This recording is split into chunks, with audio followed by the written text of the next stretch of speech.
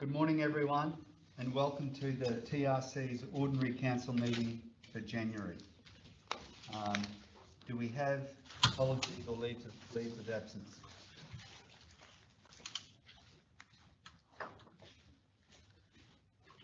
No? Could I ask everyone to be upstanding?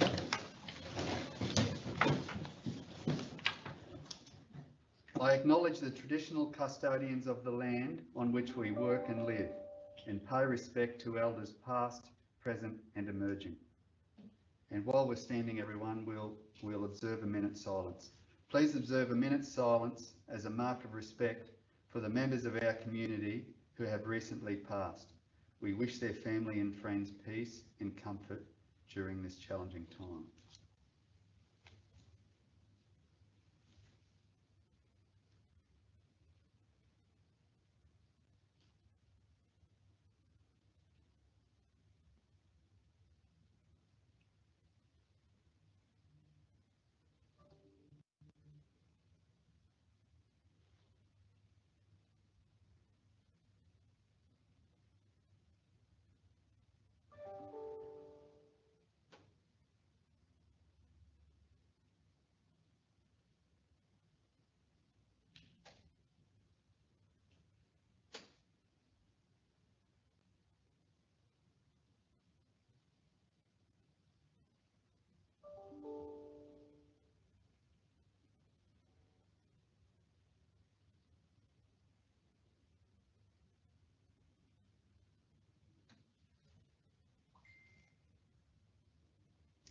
Thank you.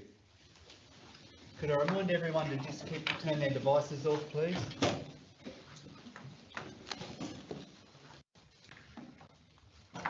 Item 6. Do we have declarations of any material personal interest or conflicts of interest by councillors or senior officers? Councillor Hayden? Okay, I declare I have a prescribed conflict of interest in item 12.5, TRC 2021-20, the Disaster Recovery Funding Arrangement 2021 South. My son Errol Fitzgerald has tendered for this work through the tender system, and I will be leaving the meeting while this matter is discussed and while the matter is voted on. I have another one of item 12.6, TRC 2021-21, which is another Disaster Recovery Funding Arrangement 2021 South 2. My son has also tendered for this work through the tender system, and I will be leaving the meeting while this matter is discussed and while the matter is voted on. Thanks, Councillor Hayden. Excuse me, to the members of the gallery not wearing a mask, it's a requirement to be in here to have a mask on at all times. Thank you very much. You got an exemption? That's fine then. Yeah, exemption.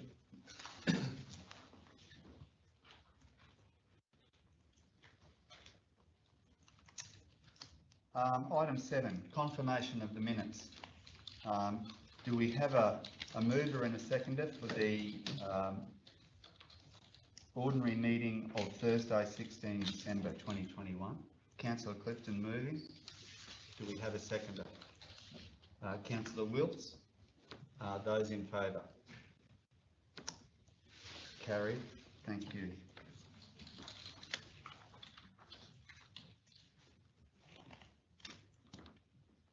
Item 8, business arising, actions out of the minutes of the previous meeting. Were there any matters there, Jackie? No? Thank you. Councillors, any matters from those minutes? Thank you. We've got a deputation this morning, councillors. I'd like to invite Brian Morgan and Esther Hutchings up to the table at the end there, thanks, to talk about the roads in the area that they live. Thank you. Come on up.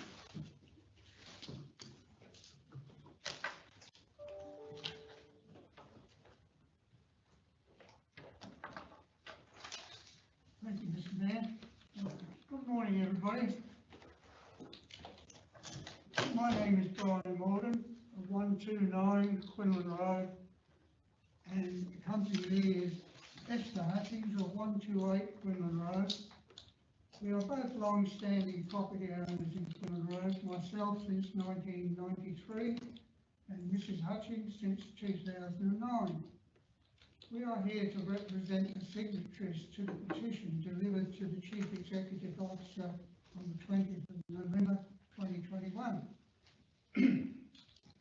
These residents and property owners have great concerns about the dangerous state of the road service on both gravel sections from the junction with Winfield Road to the end of Quinlan Road, a distance of 2 kilometres. We believe that the local council has a duty of care to see that all roads under their jurisdictions are in a safe condition for all road users. The gravel section of Gadgara Road has a very steep hill with a small level area before it turns into Quinlan Road, which is a series of hills and descents all the way to the end, some 2 kilometres. When it rains, gullies are formed and they go deeper each time to the point where they are now deep enough to be a danger to vehicles. Wheels get caught, small cars bottom out, lose steerage, causing loss of control, resulting in vehicle damage and injuries to drivers and passengers. To the best of our knowledge, apart from grass slashing off the shoulders, these roads have not been maintained and graded throughout the year 2021. Under the previous Shire Council, roads were graded and maintained as many as 3 times a year, and roads were inspected regularly after heavy rains. Residents' vehicles now total 30. The tenants of 130 Quinlan Road account for 10 of these vehicles alone. The owners of these rental properties have repair and maintenance tradesmen calling regularly, and employees of property owners use the roads daily. Blue Care nurses are regular users, and Australia Post delivers to properties 3 times a week. The roads have become very busy of late, and we have no estimate of friends and relatives that are visiting. Heavy vehicles are regular users, including cattle trucks, using the roads to access their properties to move livestock as required. These heavy trucks, including your own garbage truck, take a big toll on the road conditions. Last but not least, other tourists who use Gadgara Road to access the Gadgara National Park. What to do about all this? Well, we realise that complete sealing of the surface cannot happen without special funding. However, selected bad spots could be sealed and the roads could be graded and shaped to allow drainage to flow into roadside gutters, and road width maintained to allow vehicles to pass each other safely. I have spoken to Councillor David Clinton, our Division 4 representative, on these matters, and he has assured me that special care will be taken on the next grading operation. We thank him for his interest. I will now hand you over to Mrs Hutchings, who has photos she has taken and now wishes to speak on this matter. We are willing to answer any questions that you might have after Mrs Hutchings has finished. I thank you all for allowing us to appear here today and hope that a satisfactory outcome can be achieved. I will table the original petition documents, and we know that a grading operation is currently underway. Thank you. Thank you. Good morning. My name is Esther Hutchings, and I live at 128 Quinlan Road. I agree with Mr Morgan that our roads have been left in a shocking state this past year, even though Mr Morgan has complained in person at the council office during the year. I am one of the regular walkers on this road, and the weather damage has made walking a precarious venture. We are happy that work has commenced on the road, and we hope that the council will continue to mend the roads regularly as when needed. Thank you. Thank you. Are there any questions, councillors, for our visitors? Thank you very much for presenting today. Look, you brought this to the forefront of our attention, and I know the CEO has been out recently and looked at roads in that area, and I'll make a commitment that I'll go out and look at roads by tomorrow. Yeah, we'll get back to you with how we're dealing with it. Yes, thank you very much. I noticed that the grading work is underway right as we speak, but it's been hampered by quite heavy rain over the last few days, and I think they probably only have to compact the road with a heavy roller at the moment, and for the time being until the wet season's over, it'll suffice to say that the road is safe at the moment. Thank you very much. Yeah, look, I think it's fair to say that I'm not making excuses, but I think it's fair to say that post amalgamation of the three smaller shires, the larger council hasn't dealt well with roads like yours. We've got roads in wetter areas that are just not good enough. So we certainly have to consider the service levels we provide to those roads, especially in the wetter areas. And we've had a lot of rain overnight, so it's probably made things even worse right now. But we'll undertake to draw our attention to it. Thanks very much. There's also a profile copy of what I just said. Yeah, thank you. One for each councillor. Thank you.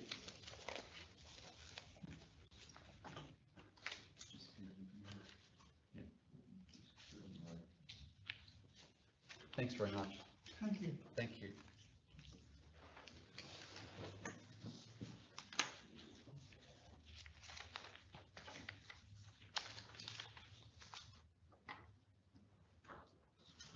We'll move on, councillors, to 12.1. 12.1, Oricon Australasia Proprietary Limited, on behalf of Telstra Corporation, material change of use for telecommunication facility, Lot 2, 3 Vernon Street, Atherton. Do I have a mover of the officer's recommendation? Councillor Cardew. Do I have a seconder?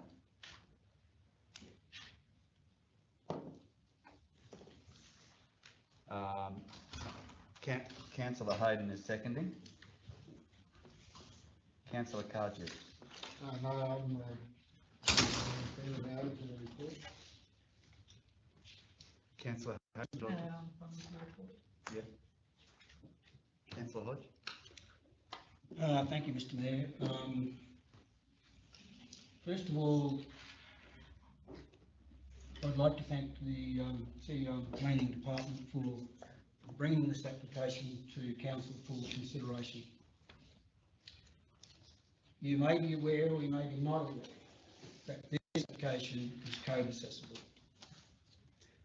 So therefore, under our normal delegations, this would not have to come to us. It would be just approved or not approved by the planning department. That's the good point.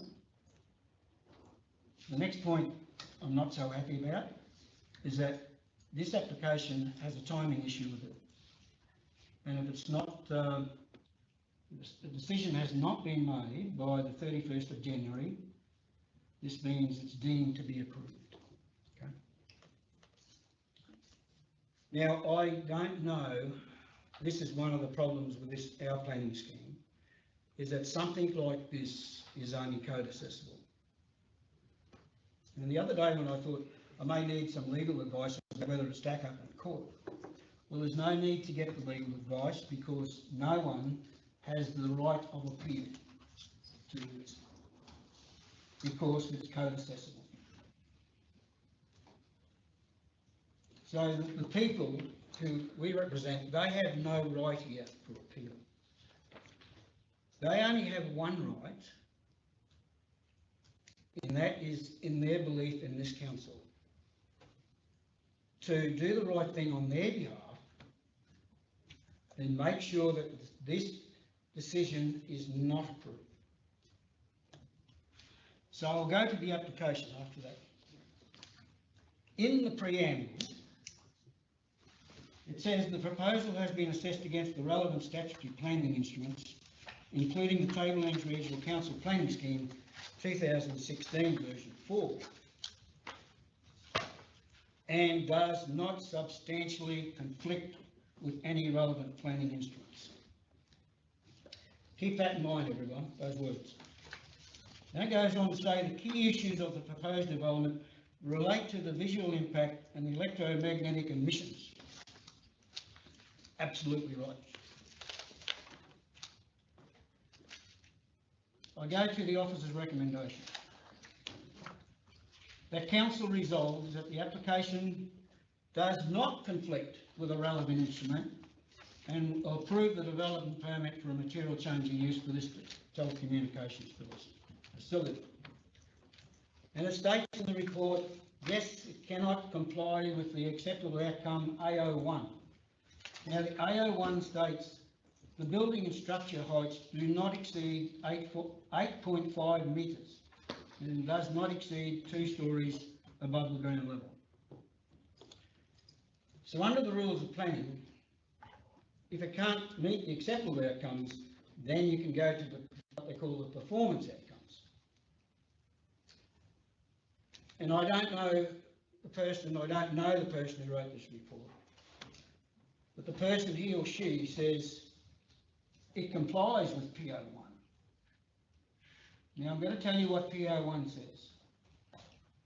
The height of the development is in keeping with the established built form of the centre zone. So the main street and Abel Street, that's the centre zone.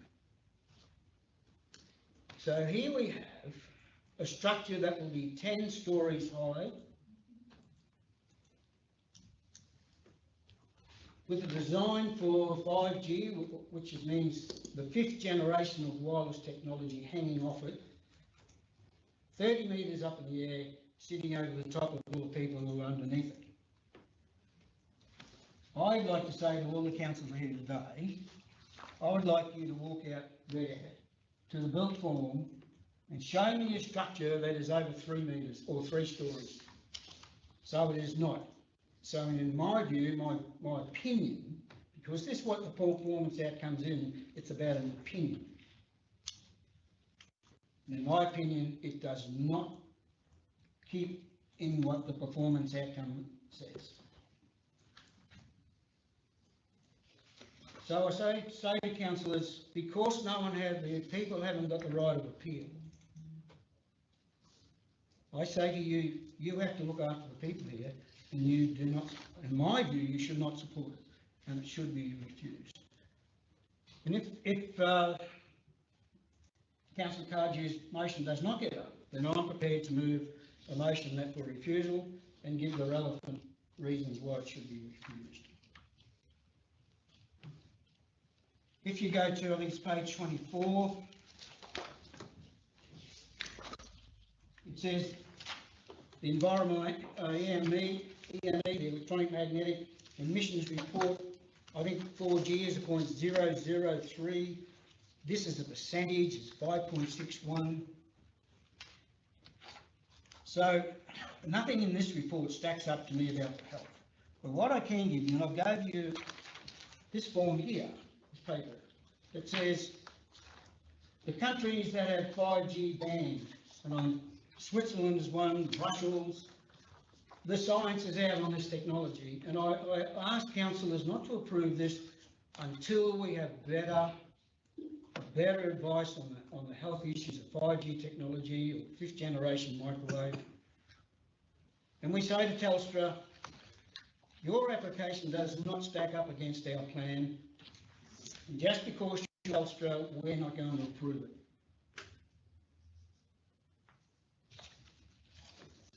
That's my point of view.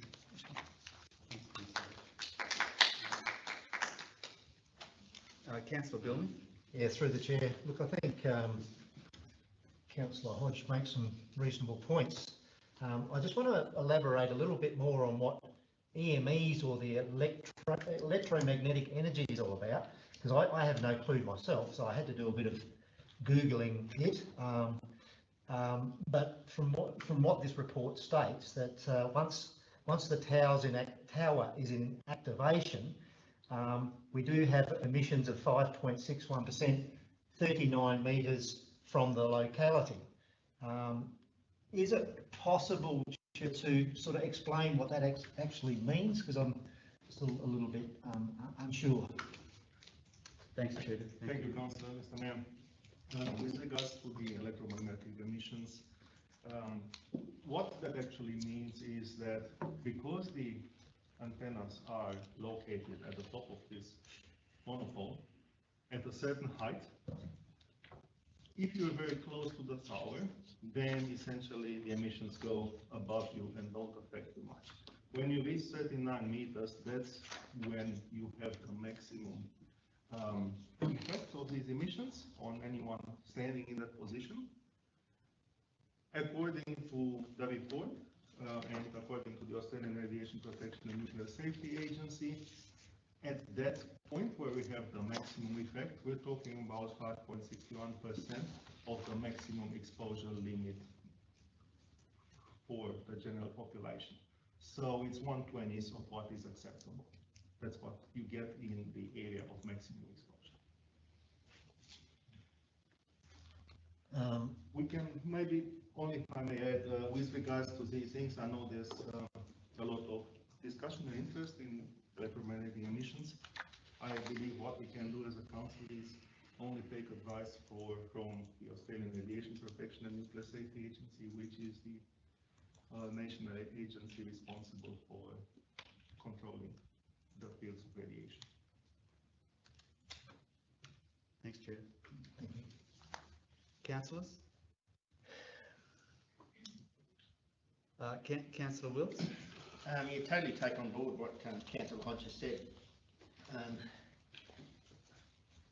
One of the concerns, of course, is what happens, what are the repercussions going to be as far as telecommunications go in this area, should this application not be approved. There's been a lot of talk about 5G. We had a deputation some time ago about it. There's a lot of concern all around the world, obviously. Chair, what do you think could be the fallout from the application not being approved? Also, I appreciate where the question was directed. That's speculative. It is, sorry, thank you. Not our places officers to speculate. Okay, thank you. But that's a concern that I hold. What happens to our telecommunication moving into the future if we are left behind? Yeah, so following on from Councillor Wilkes, do we have any advice from Telstra? Should it be rejected? What their process is? So that, Mr. Mayor, no, we don't have advice from the applicant. We can't really foreshadow with the applicant what's going to happen in case the application is refused. Probably I would like to emphasize a number of things which are already in the report. I know full well that in such a situation the applicant is required to have a look at more than one location. In this particular case, the applicant has looked at 5 co-location opportunities and 5 greenfield opportunities, and out of these ones, selected this one as being the only suitable one. The applicant has a number of choices. If council does not want to approve the application, they can basically cancel the application and walk away, or they can appeal council's decision.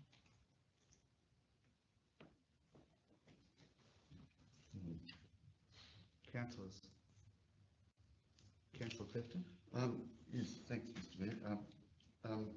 Mr. Tanasi, was there any discussion whatsoever about, if I may take it up for a moment, about the use of Halloran's Hill as a site? There are already communication towers up there.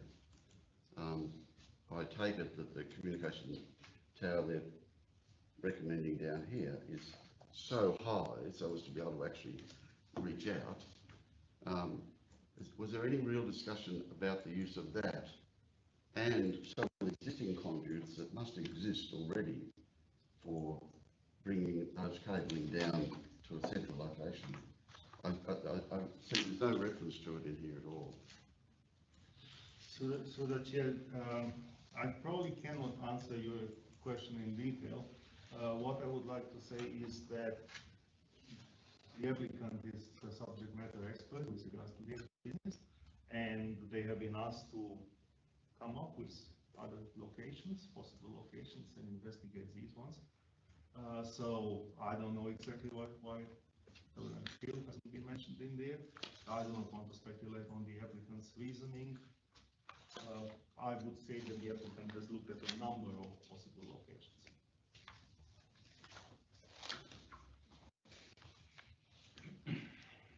Councillor Hodge? Yeah, I'll just make one point. If Councillor Cardews doesn't get up and I move the refusal, I think part of the resolution should be that we refuse it on these grounds, but ask Telstra to look at other sites, especially Helens. So Councillor Hodge, you raised two concerns. You raised concerns about the height, and then you've also raised concerns about this electromagnetic. Well, absolutely, the height totally conflicts with our plan, and it cannot, in my opinion. As I said, with PO1, it cannot. It's a 10-storey structure. But anyway,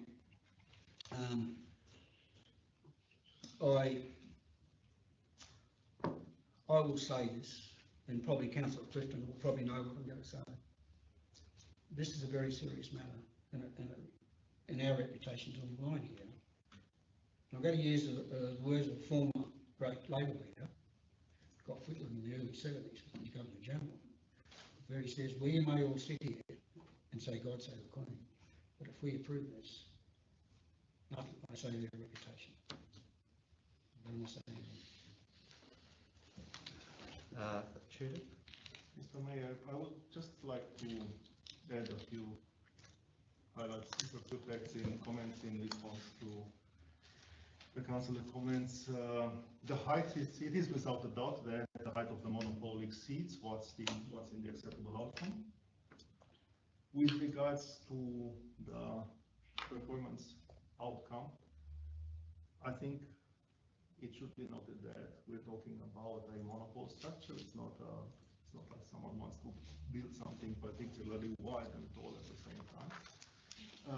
Also, the fact that relevant conditions have been reasonable and relevant conditions have been applied in the report with regards to doing the best in order to minimize the impact of visual amenity. In this case, that is using colors which do blend in and matte finishes and not being allowed to have lights on this monopole.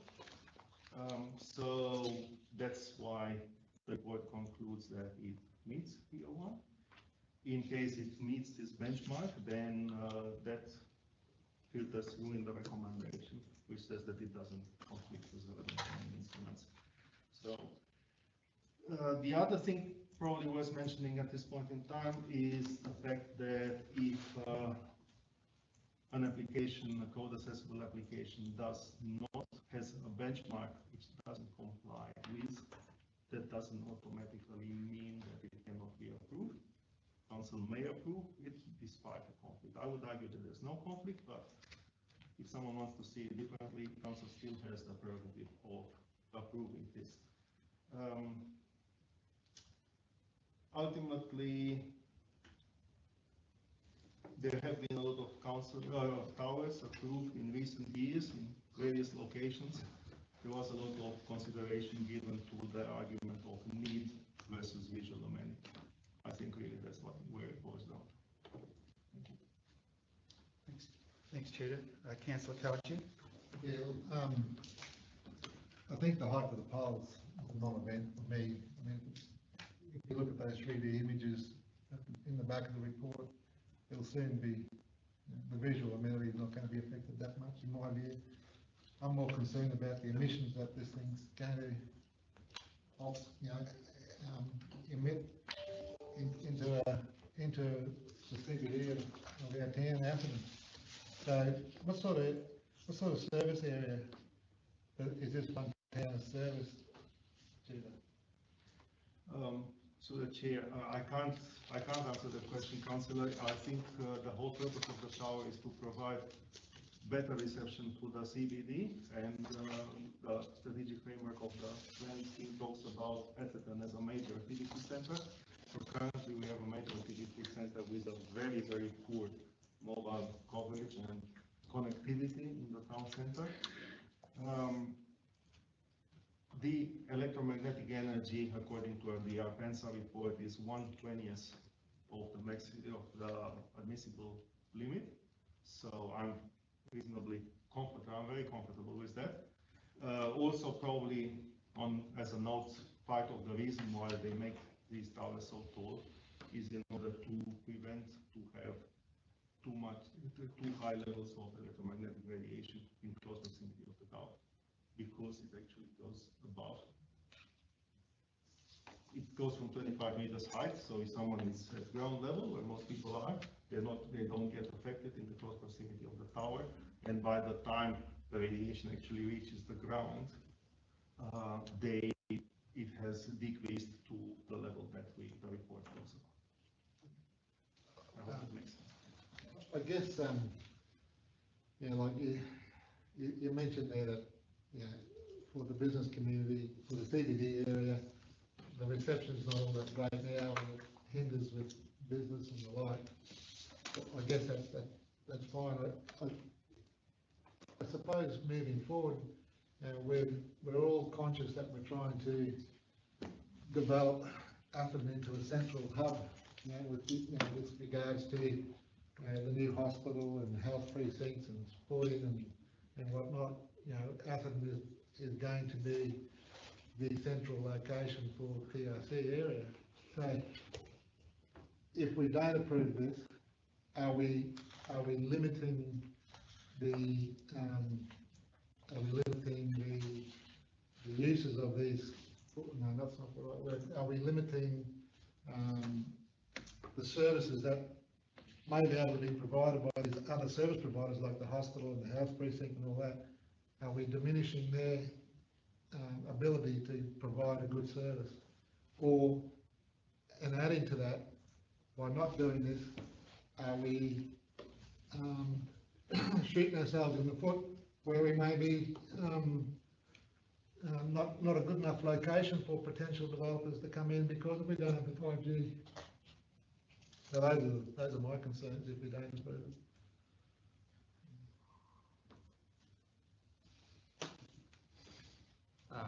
Councillors, Councillor Clifton? I just wanted to say that there are other great leaders of this country who made commentary like life wasn't meant to be easy. And this is certainly not, for me, not an easy decision. I'm aware that many people don't like the 5G. This is pretty compelling evidence that records of stuff that other communities are having a look at it and waiting, I suppose, for time to take its effect. And I'm also mindful of the fact that, that Telstra or Oricon didn't choose the place where most of our communications are now. Does that mean that they have a long-term plan to transfer it all down here? Not necessarily, the word is not suspicious, but most large corporations have long-term plans. Why would you maintain activity up there when you can transfer it all down here, right to where your exchange is? So I'm not saying that Telstra or Oricon, I can imagine, we don't have any insight into their long-term plan. So life wasn't meant to be easy. I'm not sure where I stand just at the moment. I'm willing to hear some more arguments. Councillor Hodge? Yeah, just one more point I'd just like to say, is that we should, in my view, of course, I said we should refuse at this point in time and ask Telstra to look at other sites. Of course, 5G may come or may not come. But surely we can wait for another year or two until we have a better understanding of the emissions and where another site would be better suited. And just saying, oh, yeah, okay, we want 5G. There's nothing wrong with my 4G. And so I think it's prudent that we wait and in the community to do that. Councillor Cardew? Yeah, look, even if your motion gets up, Councillor Hodge, the other locations that have been identified that they've been looking at are all within the town area. I mean, the emissions, we're talking about the emissions, what the effects of the emissions are going to have. And whether they put it down there, or on top of the tower here, or on top of the hill up there, you're still surrounded, on top of the hill, you're surrounded by residential development all the way around it. Down here, you've got the commercial CBD, which is, people work during the day, but don't live there during the night, so to speak. So, wherever they decide to put it, if they decide to put it, the emissions are still going to be the same. It's still going to have the same effect on the same radius and the same amount, if not more people, if you're putting it out in a residential area as opposed to a commercial area. I guess it all boils down to, do we want 5G or do we don't want 5G for our CBD or for our Atherton Township? That's the basic question. Well, I still can't understand why you would put a tower down the bottom of the hill when you think it'd be, common sense would be up the top of it. And it's way above everyone and have a lot better. And the report says the reason why they want it down here is because of the cost. So that's why they want it here, it's the cost. They don't want to spend it. Well, sorry, Telstra. Let's look somewhere else where it's better for the community. That's where I stand. Councillors, I've been allowing this to go on, and if there's more to say, by all means, put your hand up if you've got more questions or more concerns, because it is an important issue. So, Councillor Wills? If I can just draw your attention to the conclusion on page 19, it sums it up to a point that I'll come through. I'll read that aloud. Councillor Hodge brought up that reputationally we've got to do what is right, and we've got to do what is right by our constituents. We have to look at whether we have issues with the planning schemes compared with the introduction of 5G, and that's really what we've got to decide. And on the conclusion, if you'll just indulge a moment, although the assessment has identified some minor conflicts in terms of the acceptable outcomes of the application planning scheme codes, specifically with regards to development height, the proposal will provide improved telecommunication services that will maintain and strengthen Atherton as a major regional activity centre and as the focus of regional growth and economic development. So that's, to me, that's the issue. What do we do? Do we shelve it? Do we put it off? Do we fall behind? Do we look at further reports from Telstra? As Councillor Clifton said, I'm yet to be convinced as well. So I don't know. Thanks, Councillor Wills. Councillors, final call. Okay, we've got a motion on the table moved by Councillor Cardew, seconded by Councillor Hayden. Those in favour of the officer's recommendation? Okay, that's defeated.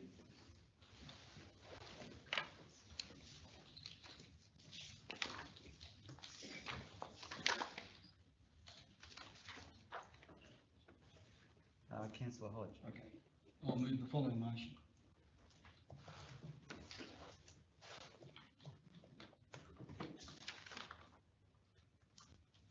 That the application MCU 21/0022 be refused, and be refused for the following reasons. But it does conflict with the planning scheme 2016 version 14. Specifically, between acceptable outcomes A01 and the performance outcome P01.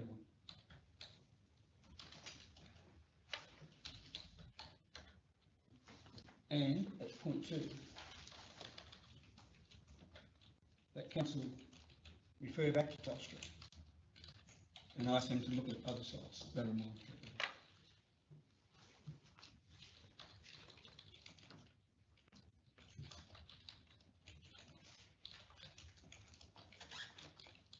Do you have that written down?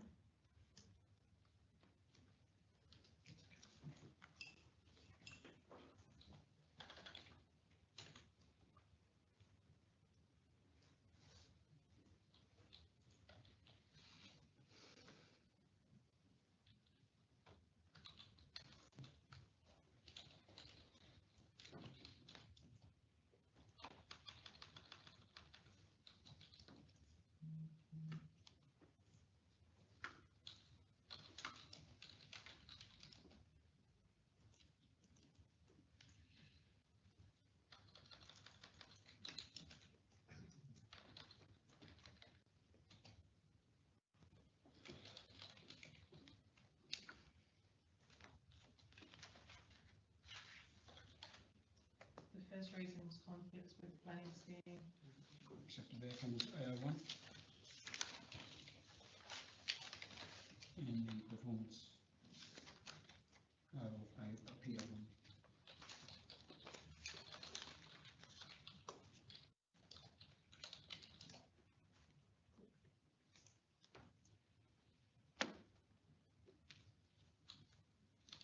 Performance outcome.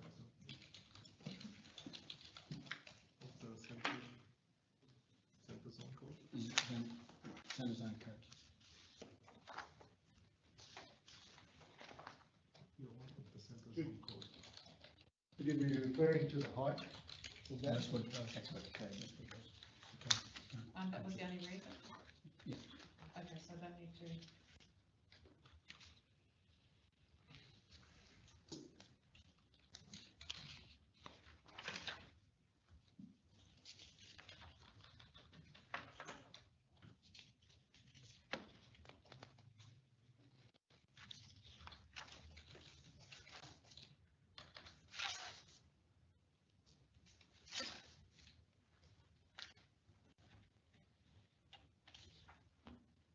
And point 2,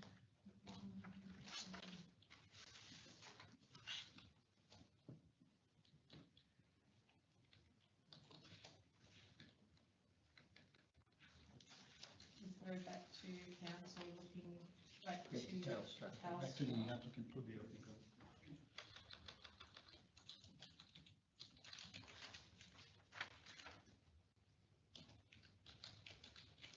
Advising of other sites that may be suitable for this development. Just leave it. Just leave it at that. Seeking advice from other sites. Should seek advice of other sites. Yeah. Advice that the applicant should seek for advice of other sites. Take those to that, the applicant should seek, Should. seek Advice. advise of other sites that may be suitable. Yeah.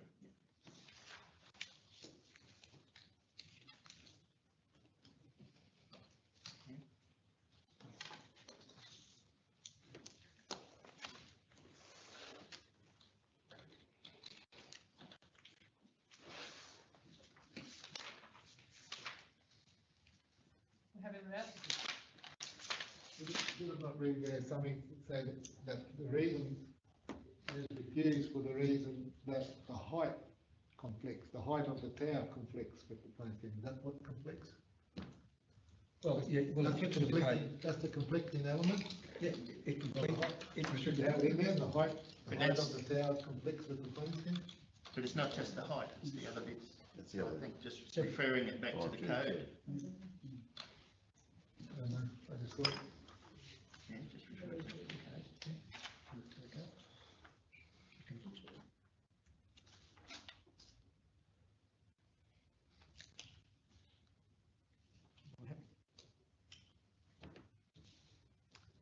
Yeah,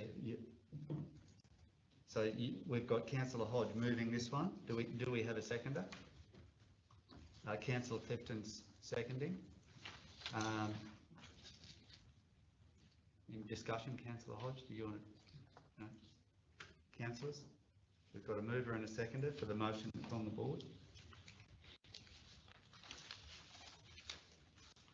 Okay, those in favour of the councillor Hodge's motion? Okay, that's carried.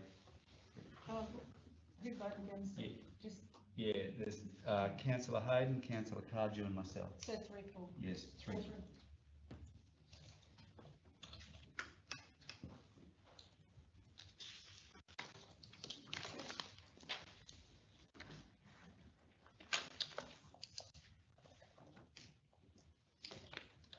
Okay, item 12.2.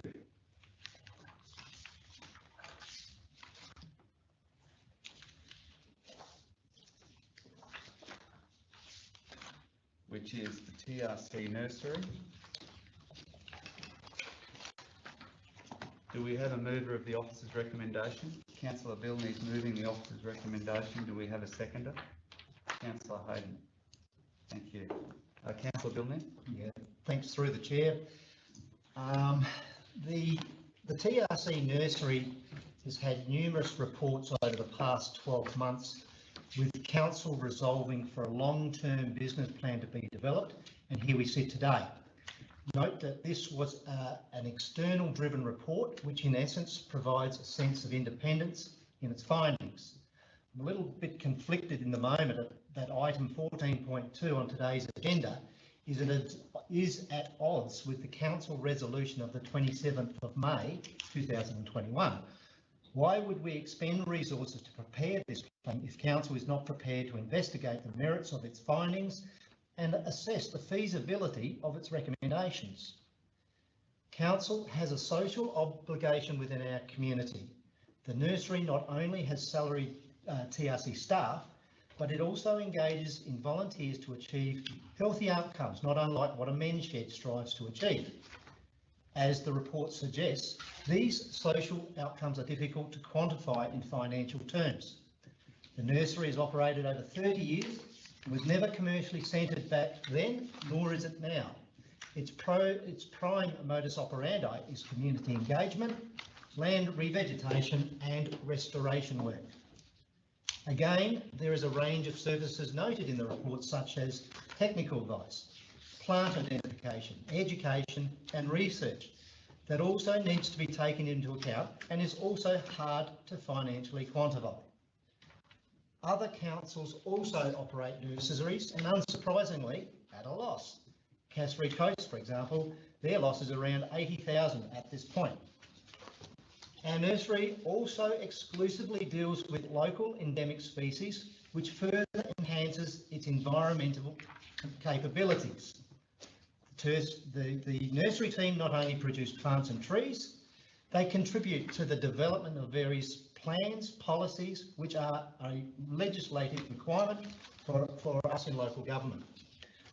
One of the core elements that need to be taken into consideration is the current practice and usage of backwash water, which supplies approximately half of the nursery's watering needs. If the nursery did not accept this water, an alternate disposal method would need to be identified and implemented.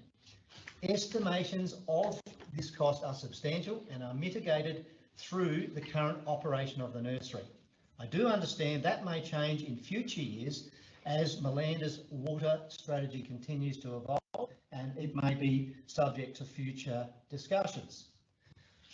There is a growing expectation from community about implementation of policies and actions to reduce environmental degradation and address climate change and biodiversity loss. The ongoing operation of the nursery underpins those expectations. Therefore, the business plan for the nursery should be endorsed. Thank you. Thanks, Councillor Billman.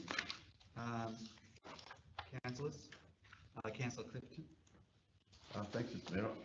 I just like to question or inquire as to what we mean by the term endorse the long-term business plan. And by doing that, to give you an indication of what I mean, if we turn to page 38, the bottom, somewhere, I can't find it, but one of the proposals is that we commence, there it is, TRC consider introducing a natural environment or similar levy to assist with funding the CRN and other natural resource management facilities. So by endorsing, if Council endorsed this proposal, either Mr Tanasi or Mr Reinhardt, would that mean that we will have endorsed the commencement of an environmental levy on all ratepayers? Well, that's a subject of a specific budget resolution, Councillor. But I mean in principle, Mr CEO. The reason I asked that question is that I think there are other questions as well of a similar nature that we need to consider in a different way rather than just endorsing this report. And that's one of them. For example, the report in its detail suggests on page 37 that in 1718 we sold the Parks and Gardens bought 2,050 of the plants. In 1819, $14,000 worth of plants. In 1920, 2,080 were the plants. In 2021, we're going backwards, $1,628 worth of plants. So the inference there is somehow we've moved the nursery away from integration with the normal activities of council. If we endorse this document, are we endorsing a further separation? No. No, so I'm keen then, I'm really keen to be specific about, and there are other things I could raise as well. In the body of the report, on page 36, it indicates that the deficit for this year will be 80, but gets up to 165,000. Are we endorsing that we're going to increase our losses? Does that give an indication to officers of what we should be doing, what the limits of our understanding are? That's what I mean when I ask the question of endorse. Because there's no other judgment in here about that. There is no judgment in this about the imposing of an environmental levy, about whether we're going to de-integrate further or integrate the nursery into ordinary operations, and what the tolerance is for the balance of the deficits to suffer. I don't agree that we should be endorsing the report, but I'd like to get some clarity on that matter. So, if I may, through the chair, the attachment to the report of council is a business plan, and the business plan, in my view, and the intent of that is to identify options that can be investigated further and implemented if suitable and if accepted by council at the right time to further the nursery business. The report also clearly identifies that future potential and very likely funding opportunities have not been taken into consideration in the forward-looking financials, and therefore it does look like the forward-looking financials are going to be more in the negative, because we don't want to bank on what we haven't got. But the history does indicate that we do, a lot of funding, we just haven't incorporated them in the forward-looking financials because we don't want to speculate on what we don't have. So there's there's absolutely no understanding with officers that if council endorse this, that we will be aiming to reduce the operational resources of the nursery.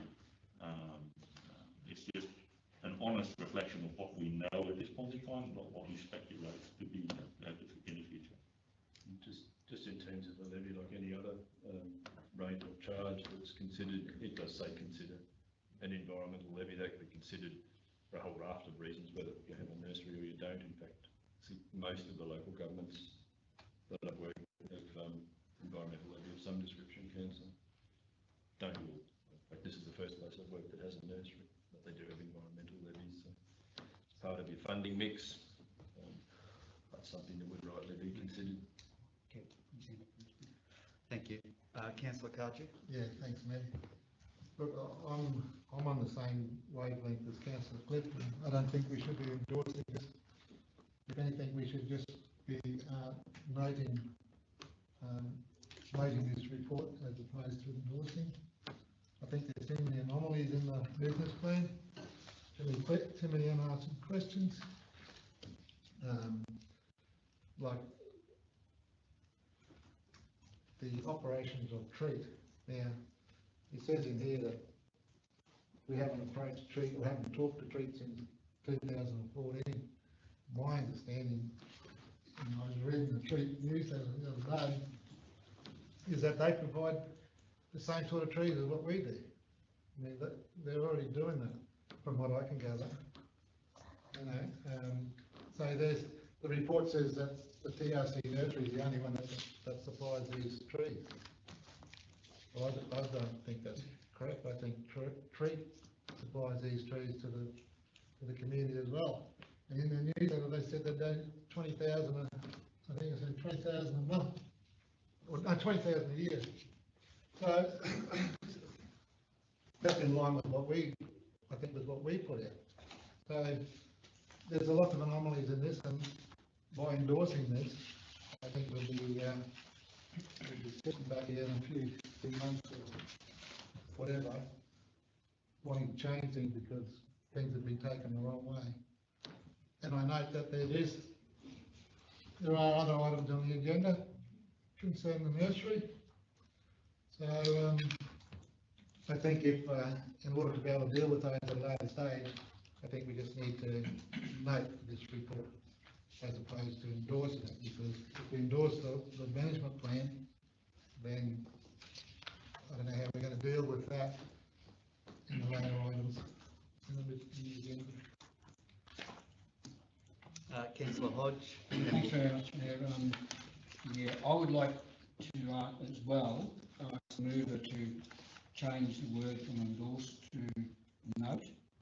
I'll start off by saying I do not want to close the nursery. So, okay, so let's try and get that clear. I don't want to close the nursery. The nursery has got to run as a business. It cannot afford to keep losing $165,000 a year when we compete with others. It's got to change its business plan, and whether that's a levy or work out the margins on their sales as a real business opportunity. That's what we need to do. We need to ask the officers to come back and let's run this as a business and find ways to make sure this is profitable. And I'm sure it can be done, and it will be done. So therefore, in my view, we shouldn't use that word endorse again, because what it's saying is that that's what we agree with, and that's not exactly what we agree with. So I would ask the mover, if they would, to change the wording from endorse to note, if they would. Yeah, look, we have got that motion on the table with mover and a seconder, but I'll go to Councillor Hayden first, and then I'll go back to Councillor Billman. If councillors note the report of the TRC Community Revegetation Nursery does not give officers or employees any direction. We've engaged Planning and Cali Reeston Development and Property Service to deliver a long-term business plan. So let's action instead of leaving it on the shelf to gather dust. Increasing the operation will keep and help protect, manage and promote our natural environment and biodiversity, allowing council to step forward, activating also our climate change vision. That seems to be a hot topic at the moment. Thanks, Councillor Hoden. So we'll go to Councillor Billney. Yeah, through the chair. Look, I just want to restate the fact that, you know, we've gone down the path of wanting a business plan produced. It's been produced, it's got some findings there. Some recommendations are really, really good in my view. Some, well, we can go around those. But we should be having a closer look at what's been recommended. The General Manager stated about the financial figures. Arguably, we've been held back because we've had no direction of what the nursery is going to look like going forward. I think this document provides some direction where we can get a little bit more active. I feel that those figures, the income figures that are stated in that report, are very conservative, and that potential loss, which I explained, but from the social point of view, can be mitigated. We cannot lose sight that this nursery underpins future climate change initiatives that we do, which will affect the livelihoods of all table eaters. It underpins it without a doubt, and we should not lose that sight of that. Thank you. Very good, thanks. Thanks, Councillor Billney. I'll go Councillor Wilts. Thanks. Just very briefly, just endorsing what Councillor Billney has said. There's a couple of us that are involved on committees for climate change and protecting our natural assets. Bottom of page 35, I think what it comes down to, as far as I'm concerned, is over the course of its existence, CRN operations have resulted in the planting of over 935,000 trees. If we're going to look at climate change and we're going to put our hand up as we have, in conjunction with an alliance with other councils, I think 935,000 trees shows that there is incredible potential. And in agreement with Councillor Hayden, that if we just note it, it's not giving any direction and nothing specific from council that we want to move forward in this space. Yes, that's my opinion on it. Thank you. All right, thanks, Councillor Wills. Councillor Clifton. Mr. Mayor, we're debating the words note to endorse. We're not debating closing the nursery. I think councillors are thinking too far down the track. No, what we've got a motion that's seconded that uses the word endorse. So that's what we're discussing. So that motion will be put to the test shortly. In my view, yeah. Mr. Mayor, taking up Councillor Cardew's and councillors, the idea of noting doesn't preclude the officers from using those elements of the report that they, in their operational wisdom, believe are appropriate.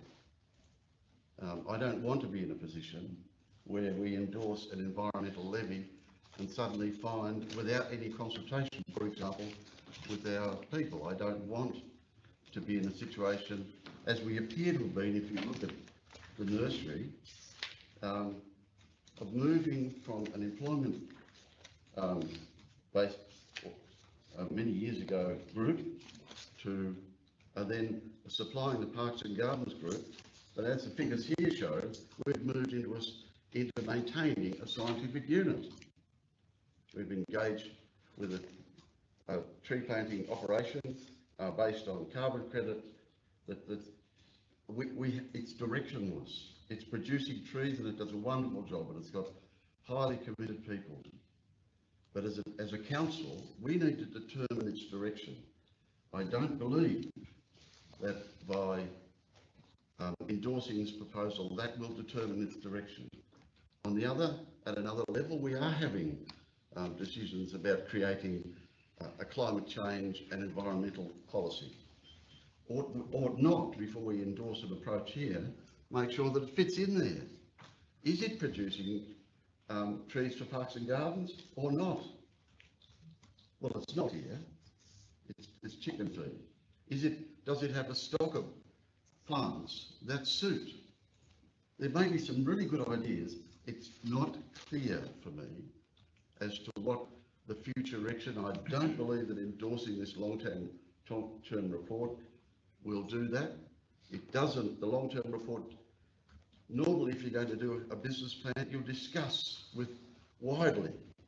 As it points out in there, we've never discussed this matter with Treat. We have 400 or 500 active volunteers. So what synergies exist? I believe we should note it, but not endorse it. Well, what I'll do, Councillor Clifton, I'll ask the mover and seconder. We'll go to Tudor and then come back. Thank you, Mr. Mayor. I think Councillor raised some very nice points. I would like just to comment on a couple of them. With regards to Treat, we are in constant cooperation with Treat. There's volunteers who work at both facilities. We have presented at Treat last year in November. I think there was a presentation to Treat by Scott Morrison, who's our coordinator of natural resource management. I would like to bring to your attention page 58 of the report, which says the only other similar nursery operations, and I accept they're similar, in the region are the QPWS nursery and Treat. To operate within the QPWS nursery under a memorandum of understanding, Treat does not sell trees to the public or other parties. In exchange for nursery volunteer work each Friday morning, up to 7,200 trees per annum are made available to the 500 Treat members free of charge. The QPWS Lake Kitchen Nursery supplies about 24,373 trees each year to ongoing internal QPWS revegetation projects and numerous community projects, including those available to Treat members. The other point I wanted to make was that, like most other services, and it's actually in the following line of the report, like most other services provided by TRC, the community revegetation nursery was never intended to make a profit. So whilst I applaud the intention of Council of reducing costs and basically making activities fee for service, it's also the budget documents state that consideration should be given where appropriate to the broad community impact of certain activities, and I personally think that the nursery fits in that model. I think whilst the business case is done with a specific desire to improve operating results and also provide a better service to the community, changing the nursery completely to a commercial operation and making a profit as opposed to a cost of service would be impossible in the context of maintaining the community services that the nursery currently provides and the leading edge that the nursery has. Thank you. Thanks, Chair.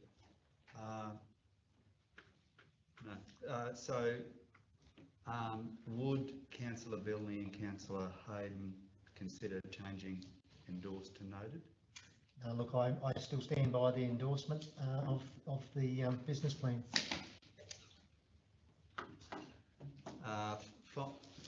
Final call, councillors. Last one. Okay, just make one point. If this motion gets up and we continue to lose what's the recommendation 25-26, going backwards, well, over the next 2 years, you may see, because of what you've done, you may see the closure of the nursery. Mate. Just in question what we've done, what does that mean? What are you relating? Oh, what I'm saying is if we endorse it, right, and nothing changes, that's the difference, Mr. CEO. If we endorse it and nothing happens, then we go back to the financials. Where do we go then? So I would rather, in my view, because it's only my view, is note the report, and then there is parts of the business plan that are okay, It doesn't really say, if it was my business, how I was going to make more of a profit. I can tell you that. There's nothing in there that says how we're going to change this business and make it profitable. Yeah, sure, we can put a levy on. And we may do that yet when we come to our budget. We may say, righto, yep, we're moving ahead, it's going well, to make it work, let's put a levy on, maybe $5, $7 per profit. We could do that. So that's the reason why I'm saying I'd rather see you note. Very good, thanks councillors, I think we've all had a fair crack. So we've got a motion up there on the board, moved by councillor Bilney, seconded by councillor Hayden. Those in favour of the officer's recommendation? Okay, it's carried.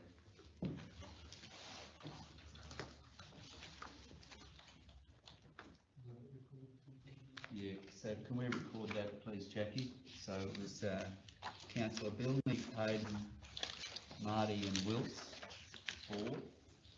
And if you can have the other ones recorded against it.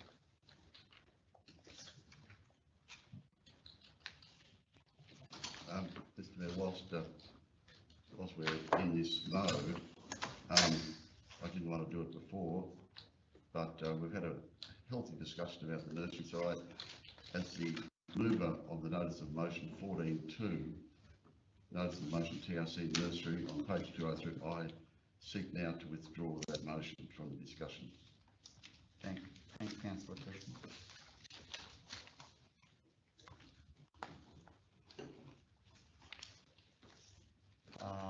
Do we need a motion for that?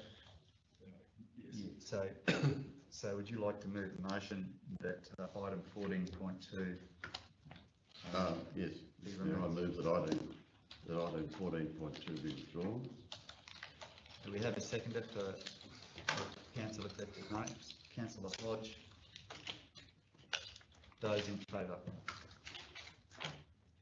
Carried. Thank you.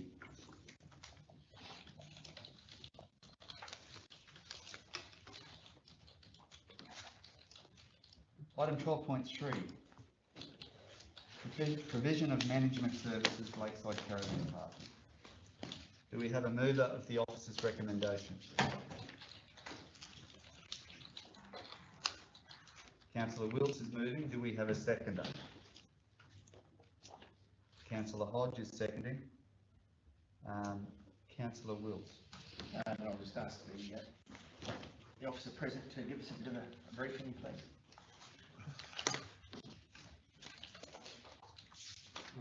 Through the chair, the report's in relation to the temporary measure of provision of services. So, 1-year contract, which will then put in place the provision to accommodate for further lease down the track.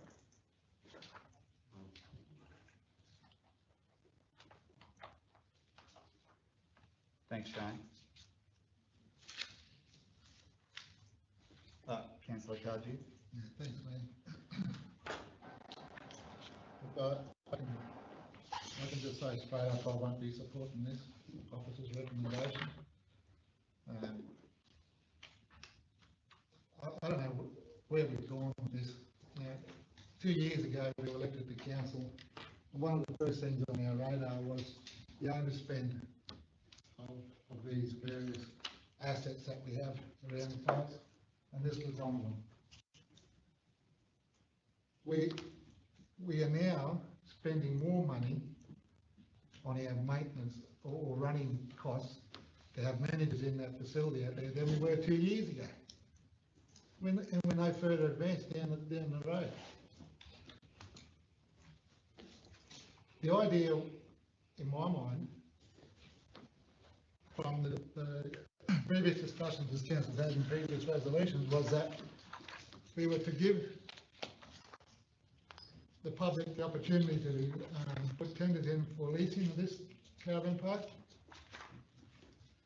which we've done. We've gone down that, we've exhausted that avenue. We've put it out the public tender, or we put it in the public arena for leasing, and we haven't been able to get anybody for it. the next option was to either develop it ourselves or to sell it.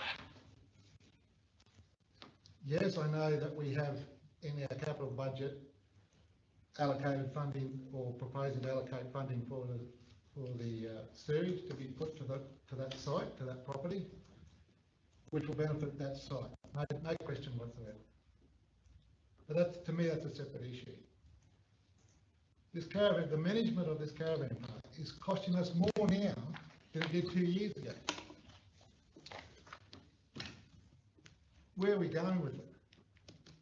If we adopt this for another 12 months,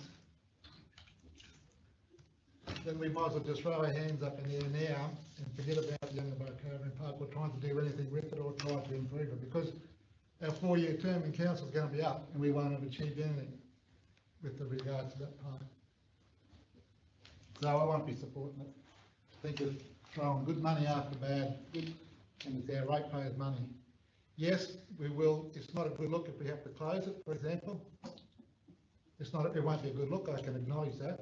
But making hard decisions don't attract good looks, and making right decisions at times don't attract good looks. So I won't be supporting that recommendation. Councillors, Councillor Hodge. Okay. I fully understand where Councillor Cage is coming from. Absolutely understand. And yes, I shake my head as well. But we've got to get that sewage done.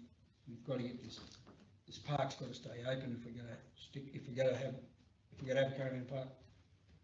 I mean, the revenue that we should get over the next 12 months should more than cover.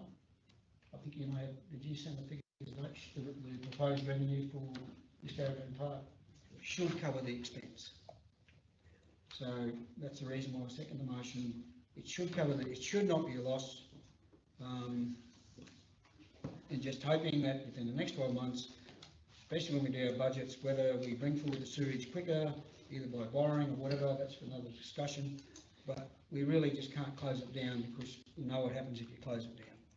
It will just go rack and ruin. So that's why I second the motion. If I may, through the chair, Yes, if I may just quickly comment to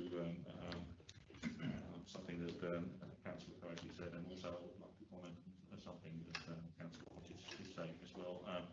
So we did approach the market through an expression of interest to seek interested parties for an EOI, and following that, a council resolution was made to seek public tenders. We've not yet sought public tenders because the issue of the sewage came to light, and council expressed through a workshop, which is my understanding, and have subsequently also considered and will consider at the next budget iteration to put sewer in there before we seek public tenders. That leaves us obviously with, as a council, with a quandary as to how we can still facilitate the operation of the caravan park in accordance with the procurement requirements as specified in the Government Act and Regulation. That's why we sought tenders, because the current arrangement was an emergency arrangement and was always supposed to be for a very short duration. So now we have the in-principle direction from the council to install the sewer first. We need to apply procurement regulation rules and to manage that site ongoing. That's why we sought tenders, and that's why recommendation is here. In relation to Councillor Hodge's comment that we guarantee that revenue will achieve cost, I, as an officer of council, can't deceive you, and I don't want to deceive you. I cannot give you a guarantee. The world is in a state of flux with COVID. We do not know, for example, what government directives that might be provided in the future as to what is legally allowable in the sense of operation of caravan parks. We do not know how these things will affect tourism in the future. There's no way that I can guarantee, or that anybody, any officer within council should provide you with a guarantee that revenue will exceed cost. So I just want to clarify that. But where obviously the park operates under normal conditions, at least revenue should be very close to or exceeding both guarantees from future guarantees. Thanks, Mark. Councillor Cardew. Yeah, look, if you just look at the occupancy rates that was being provided to us outside the report, that we got that email. For the last 3 years, only in one year of the last 3 years has it gone over 50%. It went up to 53% occupancy rate. Years before that, one was 50%. Previous to that was 42%. It's half of the occupancy rate. Here we are putting ratepayers' money into managing a park that at best only does 50% occupancy rate. Councillor Clifton. I seek advice from the CEO in this matter. I did want to discuss the potential tenderer, but that would involve confidential discussion, I think. So to do that, we would move to confidential because I'm not sure of the terminology that's appropriate to use. Perhaps, Mr. Mayor, I would like to have a discussion, but maybe I'd be happy to hold that off until other points. Till we've all expressed a view. Councillor Billney, did you have anything you wanted to add to this? No, I think where Councillor Clifton is going is I've got an interest in that as well, in part. So, okay, Councillor Hayes, have anything you want to raise on this one? I actually don't. Oh, sorry, to the chair. I don't think I can actually. If you look at the occupancy rate over 3 years, it's probably not a true record because the rooms were closed because of water damage and water leaking in some of those rooms, and nothing was spent on this caravan park for a lot of years until we got funding at Works for Queensland to do a lot of repairs. So, and to me, I think it's a changing world, and a lot of people are travelling now because of the circumstances we are in. So I don't think it's actually looking at the occupancy rate is really a true reflection of what Lakeside can become. Councillor. Yeah, through the chair. Just briefly, I believe that we have formally passed the strategy that we're going to, as GM indicated, we're going to keep the park, we want to upgrade the sewerage. This, to me, the recommendation that we have before us today and what we're arguing about is to maintain the caravan park in its current status until such time as works can be done on it. When we can look at the future development or whatever is decided that we're going to do with the caravan park. I don't think we're here today to determine whether or not we're going to dispose of the caravan park or anything else. It's just as to whether or not we're going to accept the recommendation to provide management to the caravan park while some work are done, or while at least we get some future strategy as to how we can continue those works. Because as we know, the advice that we've been given, the caravan park's in a bit of a sad state at this point in time. So I don't think that we right now should be arguing about occupancy rates or anything like that. That's got nothing to do, in my view, with the fact that we need a manager in there. Thanks, Councillor Wilson. Look, I'll say a few words and we might come back to Councillor Clifton if he'd like to pursue that further. But look, you know, where we are now with the caravan park, it's exactly where we've instructed ourselves to go with the motions that are passed. I mean, it was never going to be a quick fix, okay?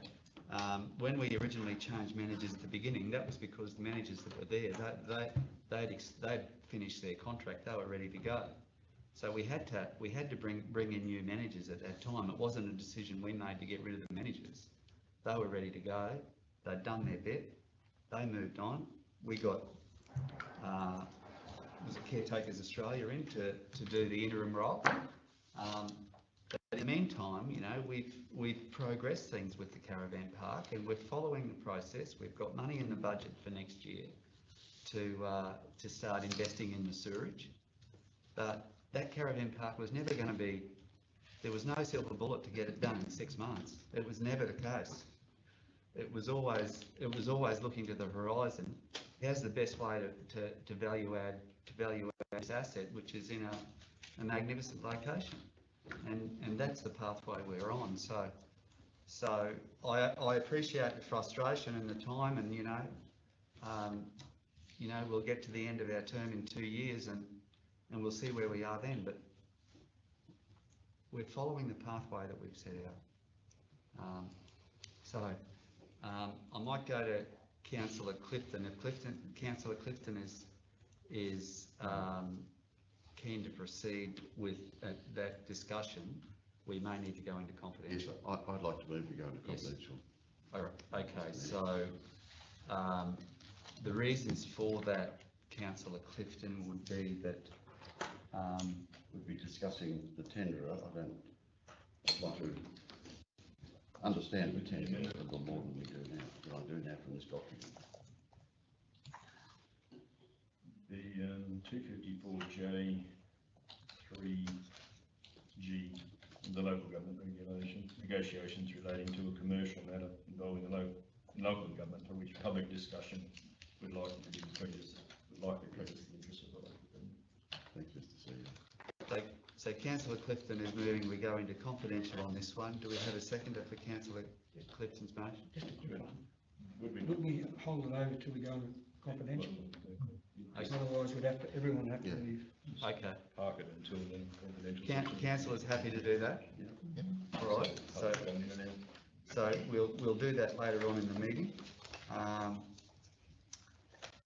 Mr. CEO. To hold it over? Sorry? Yeah, that was my next question. I'll move that line on the table.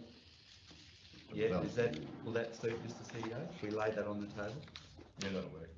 That'll work? That'll work. So Councillor Hodge is moving that we lay item 12.3 on the table, seconded by Councillor Wilkes, and those in favour. Beautiful. All right, we might take just a 10-minute break, everyone. Thanks. Have a cup of tea, bathroom break. So yeah, 10 minutes. Thanks, everyone.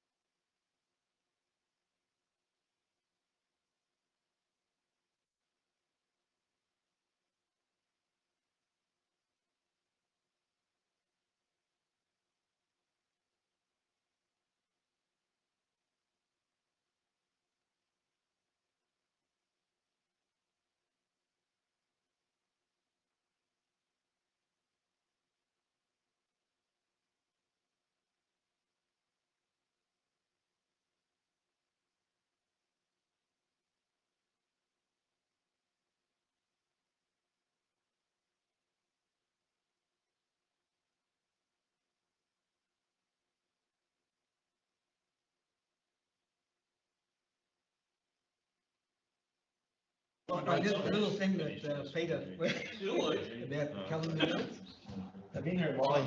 before you announced it, Yeah, you yeah. start giving the story. Yeah. That's right, that's right. Yeah. No, it's good. Okay, well, that's good. You can hear it well, you can see it well. Okay. I was a bit worried about the photographer falling off the edge. Yeah, yeah. They would have actually put satellite. All right, we're all good, Jackie? Yeah. Yeah. Back live. Back live, thank you. All right, we're all good, everyone, thank you. So we're on to 12.4. Disaster Recovery Funding Arrangements 2021 East. Do I have a mover of the officer's recommendation? Councillor Hodge, a seconder.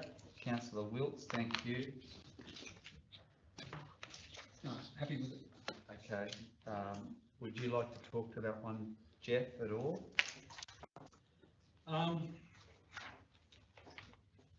Okay, so this is one of 4 contracts to complete the remedial works post tropical cyclone imaging. Gone to tender, the actual overarching program for the municipality has been broken into 4 contracts. This is one of the 4 for the eastern part of the municipality.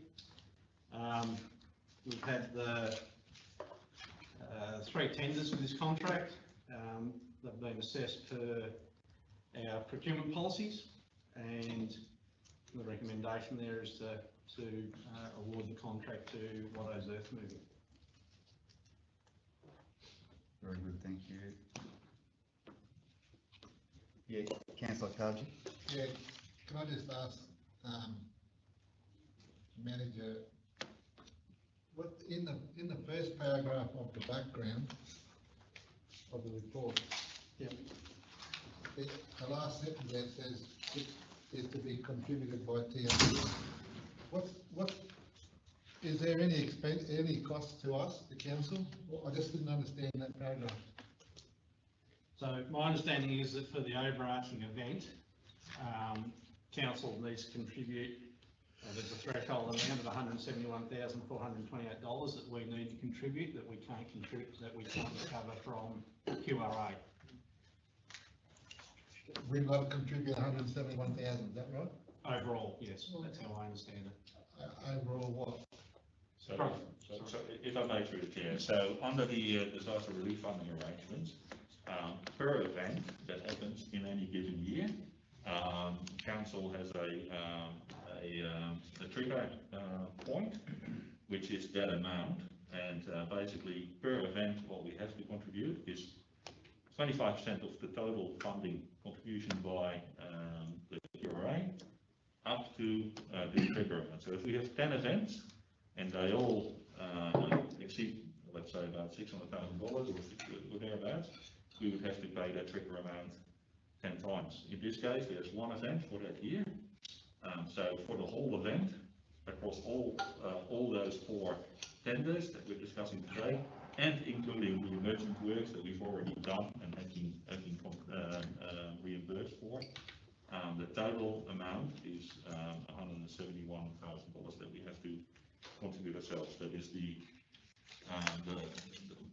rules under the disaster funding arrangement. If we don't want that, then we should not claim, and we should not get any money. It's like a premium. It's basically just your excess. Yep, absolutely. And it's determined by the QRA. There's a table on their website that per council, it's based on the road network and the amount of population that we have, just like with the tax grants. It's predetermined, and we've got no choice. The only choice that you have is to either not claim or claim. As soon as you claim, you're bound to pay this. So what you're saying is that 171,000 only gets paid one for the full event. 410, even though you've got the same wording in the next one. That's what. Yes, we just put it in there so it's very clear, but we don't pay it. It's not per tender, it's for the event that happened. Because you know, the reason I asked that is because I was of the understanding that because it was a QRA funded arrangement, that there was no cost to council, but there is a cost. There's $171,000 cost to council. Yep. Yeah. So And it's not free money, is what people say, you know, it is costing council money to fix up after an event. Yeah, however, the total effect is a claim somewhere between $4 to $10 million. We don't know the final estimate of that just yet. Yeah. So $179,000 in that light is pretty good fair deal still to get the roads repaired. All right, we've got a mover and a seconder on this one. Those in favour of the officer's recommendation? Carried, thank you. Thanks, Councillor Hayden.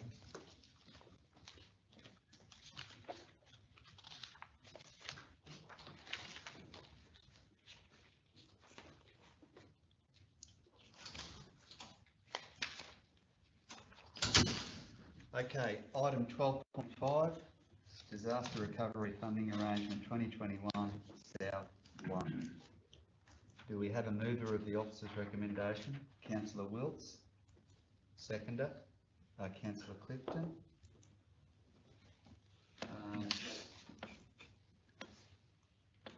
Would you like to talk to this one, Jeff, or you just want to take questions? I'll just take questions. Yeah, okay. All right. Look, I might go first, Jeff. My question here is that our preferred tenderer is so far below the other three tenderers, and you know, when you look at that, Jeff, you wonder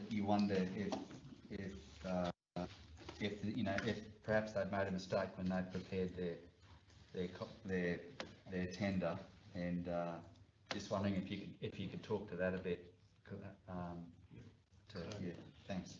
Through the chair, that has actually been questioned and clarified with the tenderer.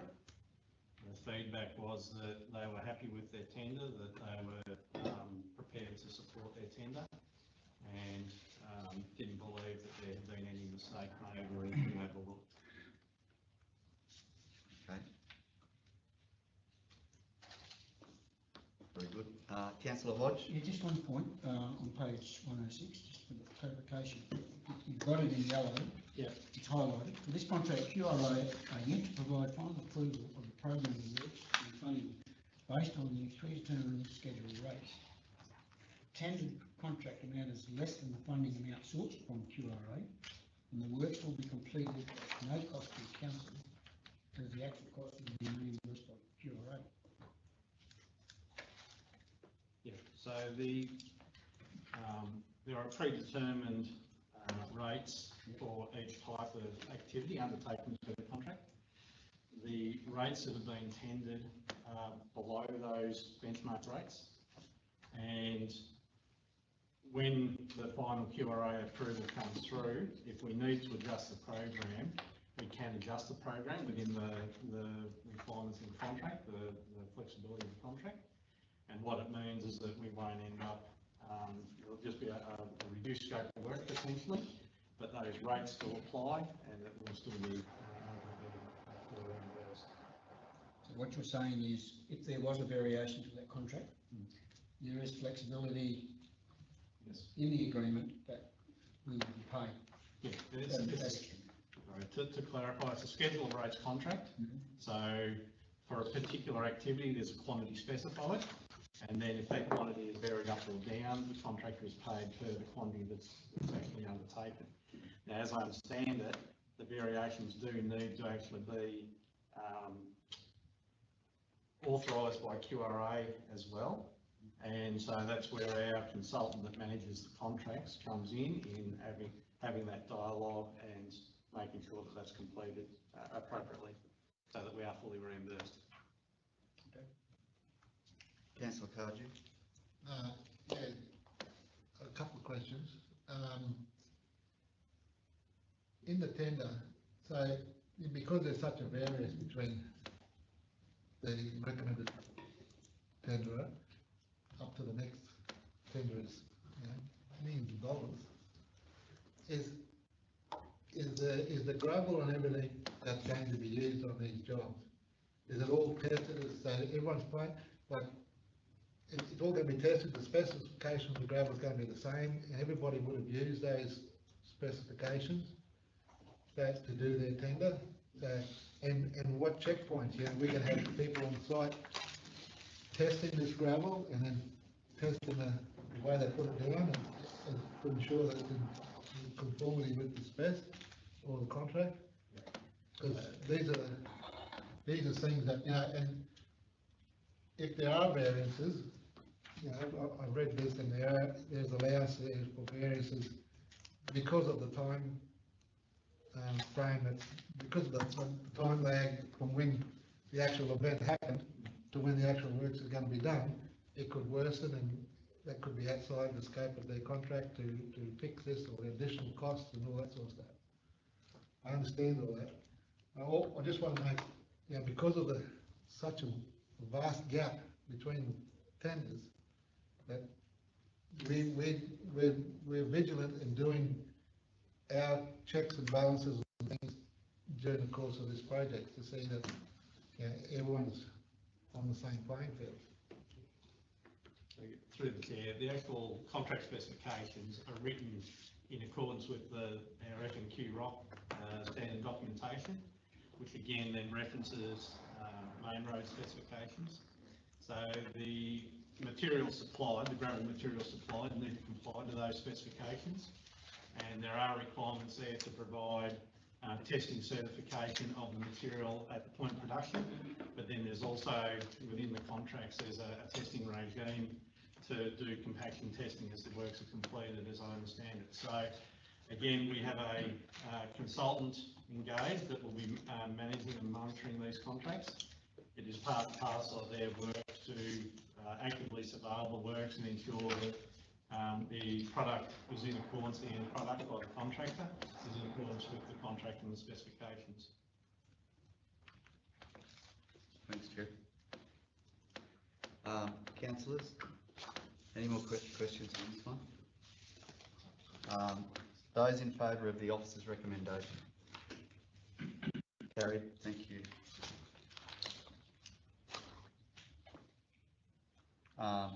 Item 12.6, Disaster Recovery Funding Arrangement 2021 South 2.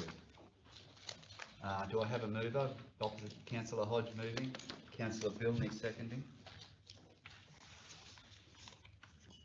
You'll take questions on this one, Jeff? Yes, please. Yeah. Not from me.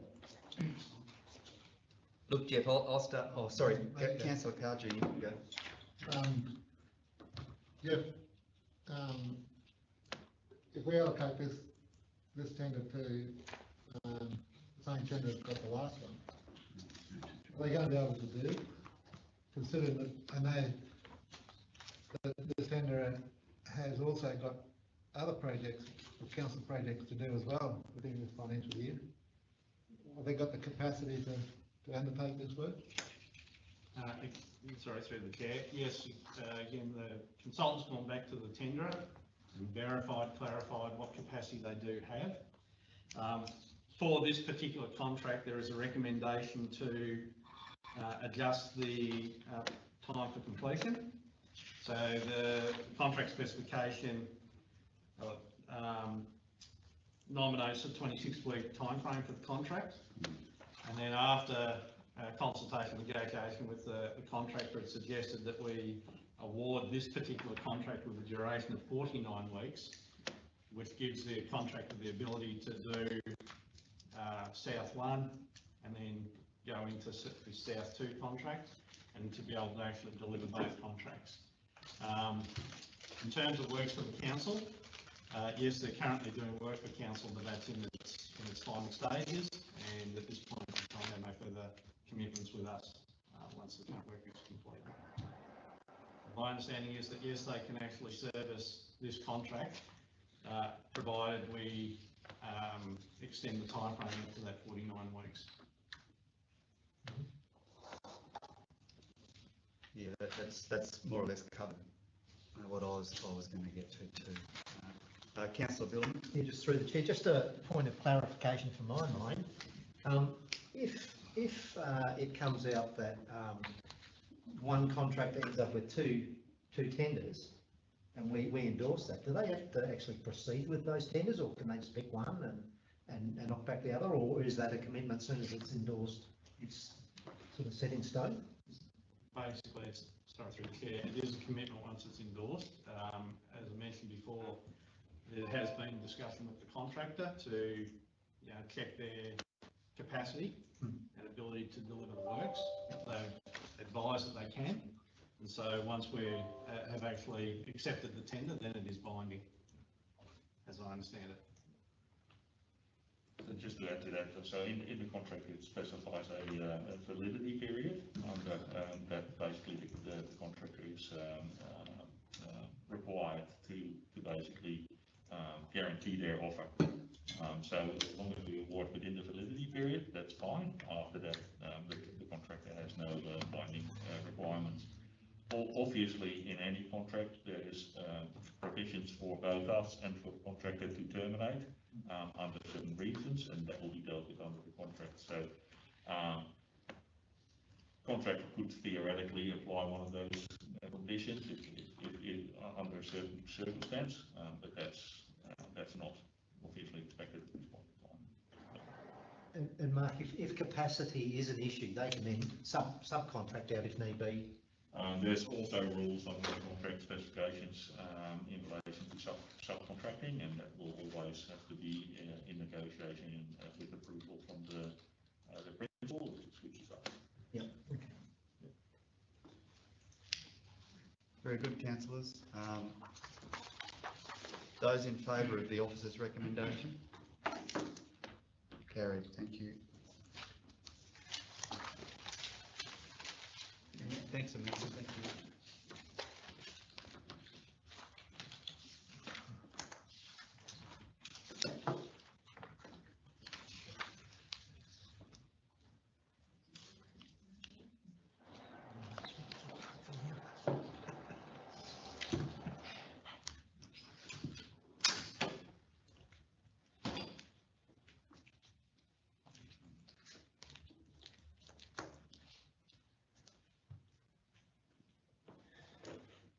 Point 7, Disaster Recovery Funding Arrangement 2021 West.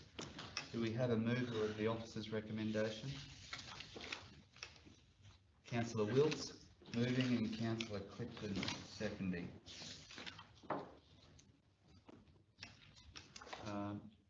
Questions, councillors?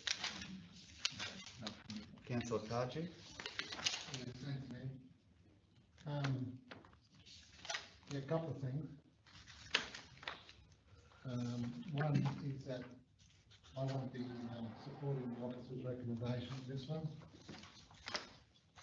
The report suggests that there's 2 local contractors have put in for this tender, and out of the 2 local contractors, the tender is recommended to be awarded to the higher in cost of those 2 local contractors. I think there's around about a $20,000 difference. I'm just wondering why we don't award this tender to the lowest local contractor. Thanks, Jeff. Yep, through the chair. If we refer to attachment 1 of the report, that's the tender evaluation scorecard, and the recommended tenderer, it is very hard to read. That's one of the reasons I haven't read it. I don't know what's in there, Jeff. All right. Well, I can phrase that for you, councillor. Essentially, the tenderer that's been recommended has achieved the best score for the cost effectiveness ratio, which is has been assessed per the council procurement policy. So we've had the non-price attributes, the non-price criteria specified in the tender documents. Every tender is assessed against those, and then the cost effectiveness ratio is calculated, which takes into consideration their price. It also takes into consideration whether they're a local provider or not. And the recommended tender is the one that has achieved the best score. delving a little deeper, the other local tenderer, their scoring wasn't, the price criteria wasn't actually anywhere near as good. So I take your point about the price difference, but there's also a significant difference potentially when we take into consideration all those other factors. Because I don't understand what they are. I can't understand what the difference between younger locals and the other locals. What are those factors? Well, the actual, it's hard to read. So, table 4 in the report, the tender commentary.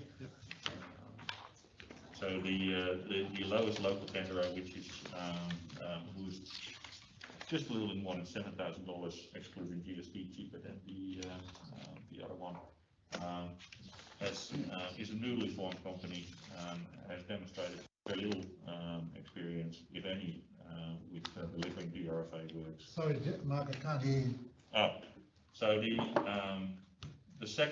So the lowest local tenderer is only about $7,000 excluding GST, lower than the second lowest, and is a newly formed company and has very little to no experience with delivering DRFA related works, and that's shown through that submission, and that's why they have not been recommended. With DRFA works, the nature of it, it's very important that they understand how to deliver those works, because it's very critical that they stay within the approved work schedule as approved by the QRA, and so that the evidence that they've delivered exactly in accordance with work schedule of the QRA that they provide is accurate, and otherwise we risk not getting paid for those works. You want to add to that, Jeff? That summarises it? I think that fairly well summarises it. Again, the non-price attributes that we've looked at are the skills and experience of the contractor, their documented understanding of the works, their key personnel available, their program of works, and again, the local business preference, which is again all in accordance with the assessment, the evaluation process is all in accordance with their procurement policy. Thank you. We have a mover and a seconder on this one, councillors. You, Councillor Kaji. Look, I've read this report. I'm looking at your comments directly under table 4, where it gives an explanation of what we just spoke about the contractor. Yep. And directly underneath that table, it says all tenderers have quality assurance procedures, management systems and technical capacity adequate to undertake this project.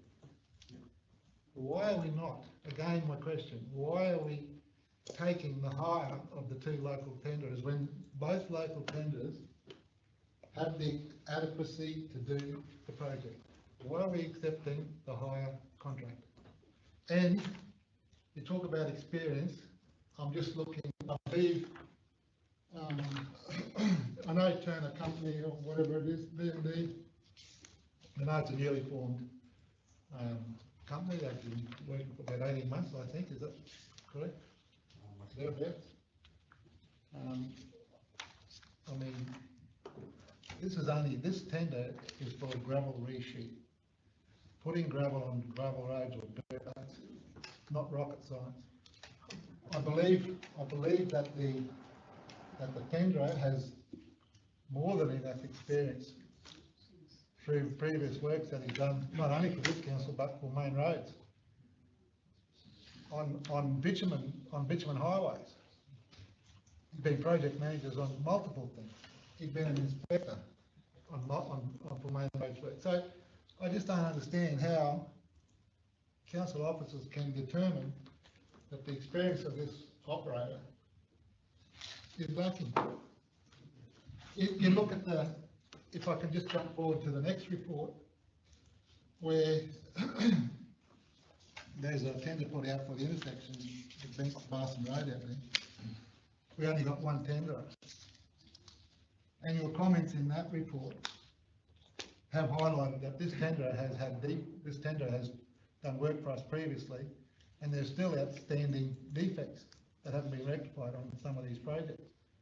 And yet we're prepared to accept this tender, or the officer's recommendation is there to accept this tender, when we know full well that this tenderer has done works for us in the past that haven't exactly been all that good, because we've still got defects to deal with. And this is on, and this tender is for a sealed section of this is for a sealed pavement, including other works, including concrete works and the like. And yet we don't ask any questions about the capability or the experience or the quality of workmanship from that tender, judging this other local tender just on a simple gravel resheet. It doesn't balance to me. And again, I highlight that I won't be supporting the officer's recommendation in this one. And if it doesn't get up, I'll be recommending that we go with the lowest tender for the local. If I may, through the chair, just for clarity, fully acknowledging and accepting Councillor Garkey's points.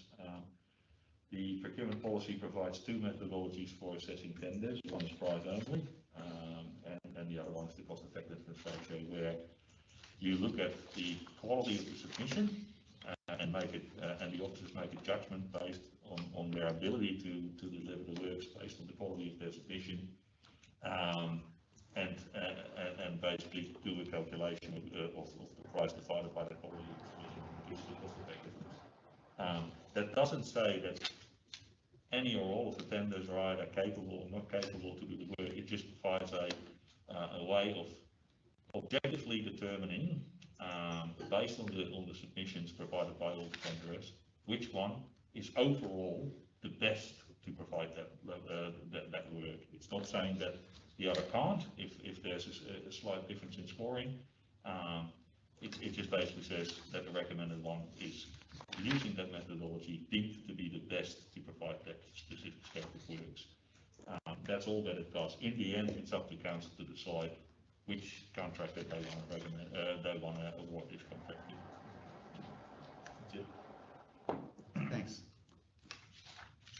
All right, councillors, we have a mover and a seconder of the officer's recommendation. Those in favour? Carried. Would you like them reported again? Is that 4-2? 5.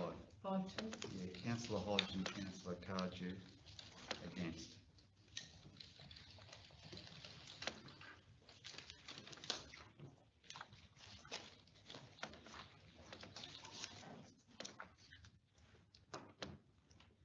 Item 12.8, Beantree Barson Road, Beantree Barson and Beantree Albrecht intersections upgrades. Do we have a mover of the officer's recommendation? Councillor Hodge moving, Councillor Bill next.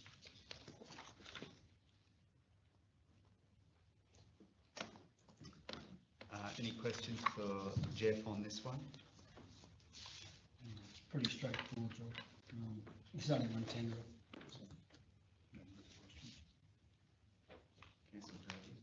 Councillor Cardew. Yeah, look, given the comments of the report that I've just highlighted previous, and the issues that we're having with this contractor, and we've only got one tender, I won't be supporting this. I'd suggest that we should be putting it back out into the public arena for re-tender this and get some more tenders in on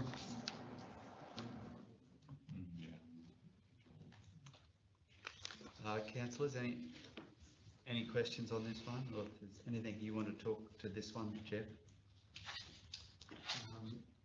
Through the chair, these works were originally part of their capital program for last financial year. Weren't completed, have been held over. HSBP funding does have a time frame for delivery, and as noted in the report, we've had a couple of goes at trying to get these works underway. We did go out as a quotation in the first instance, unsuccessfully, and then we've we've gone to tender. We had quite a few downloads of the tender documents. I think it was 13 or 16 downloads, but only one tender received. So I acknowledge the previous comments about the contractor. This work is quite different to the work they've done previously. There's a large component of the work is actually asphalt works, which will need to be undertaken by a subcontractor. In their contract documentation or their tender documentation, they've actually nominated a subcontractor for that work. And we'll be closely monitoring the work to make sure that we do get the right outcomes with the works in terms of quality and timeliness.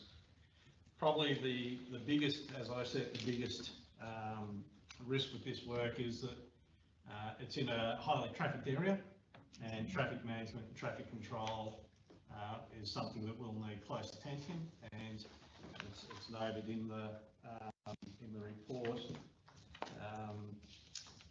about the implementation and communication.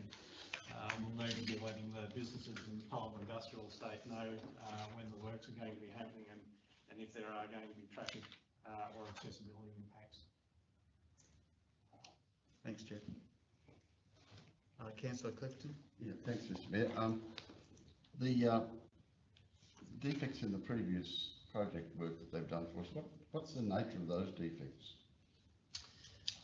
Some pavement failures, which we need to follow up on getting them back to actually rectify.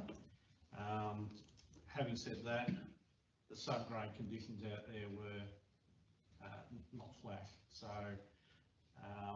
and that particular project has some challenges. There is, that project is still within its defect liability period, so it doesn't come out of defects until basically the end of this financial year. So we just need to get the contractor back to actually rectify those faults.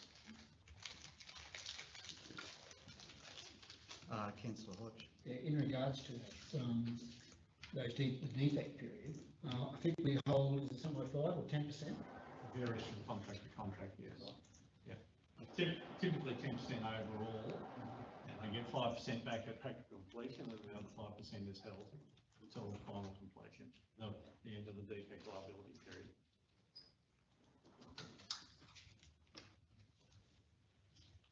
Okay, councillors. Those in favour of the officer's recommendation? Carried. Would you like those recorded against? Yes, please. So you Councillor Clifton and Councillor Cardew against.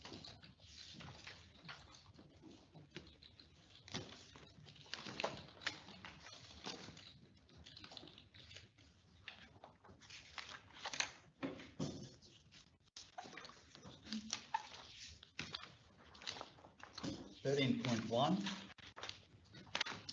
Finance Report December 2021. Do we have a mover of the officer's recommendation? Councillor Hodge moving. Do we have a seconder? Councillor Bilney, thank you. Councillor Hodge. Quite happy with the report. The report says that we received a note the financial report. Quite happy with it. We're tracking well on or over budget. The year-to-date budget at this 30th of 12th, 21, 1.2 million. Our actual position is 180,000 in surplus. So, fingers crossed we continue to work that way for the next 6 months. Councillors? Councillor Cardew. Something that I haven't noticed before, it's probably not very good at the finance side of things, but in the paid full-time equivalent and headcount table, I noticed that we've got 181 indoor staff and 137 outdoor staff. We've got more indoor staff than we do outdoor staff. Didn't they strike that as being right? I'll come back if you want to answer. I'm pretty sure that I asked this question previously. Hillary can back me up. There's some of all the officers who do supervisory work, like the coordinators and all that sort of stuff, that are actually out in the field, or the majority of works in the field, but therefore they're put into the indoor. So I'm not sure of the numbers, but maybe Hillary could update us. That have to equate to 50 people. I don't think. Oh, I'm not saying I'm right or anything like that, but there was just one of the explanations, that's all. And I'm assuming that those numbers there do not include all the contract staff that we contract, all the contract personnel. So anyway, I just bring it up. Through the chair, if I can. Yes, Hillary, thanks. If they are contract staff, so if they're staff that we employ on contract, then they're definitely included. It doesn't include people who are not employees of council. That's what I meant. The contracts that we use, they're employees, they're contractors. That's right. So they're not included.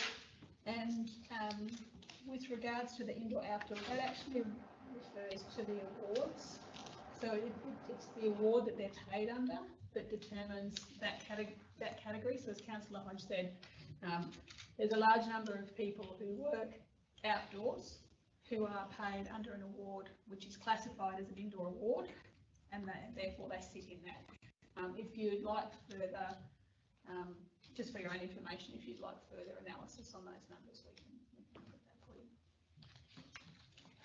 Would you like that, Councillor? Yeah, I think it would be beneficial. Through the chair, just one other observation. The indoor figure doesn't differentiate between part-time and full-time either. So, you know, it's quite likely those numbers are being inflated because there's more part-timers than what the full-time outdoor staff would be. I doubt there'd be many part-time outdoor staff, but there would be quite a few indoors. So that sort of changes it a little bit as well. Any more questions, councillors? Okay, those in favour of the officer's recommendation? Carried, thank you.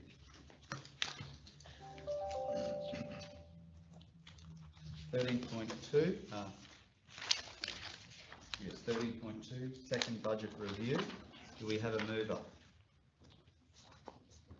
Councillor Hodge, the seconder. Councillor Hayden, thank you. Councillor Hodge. No, happy to proceed. I think we've workshopped this, so it's okay for full time. Anyone?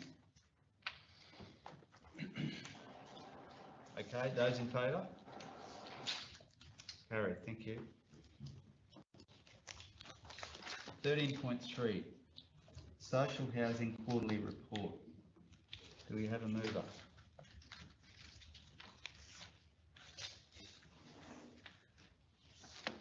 Seconder, thanks, Councillor Billman. Councillor Hodge, would you like to? Yes, thanks very much, Mr. Mayor.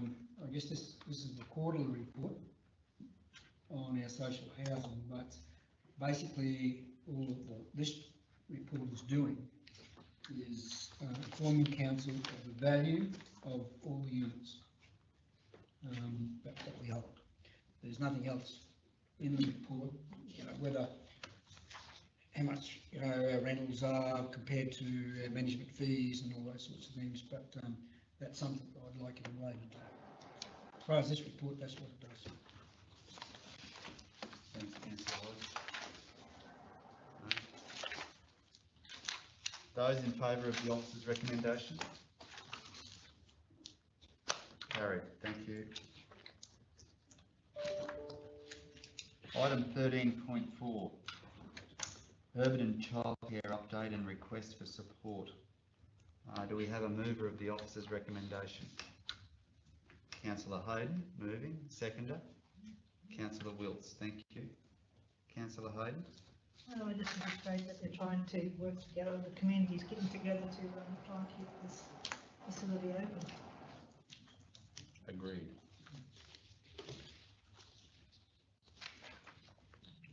Anyone else on this one?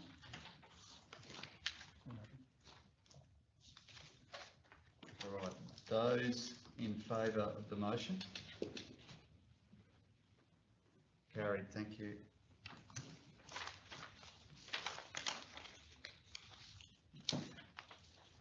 Now we move to item 14, councillors.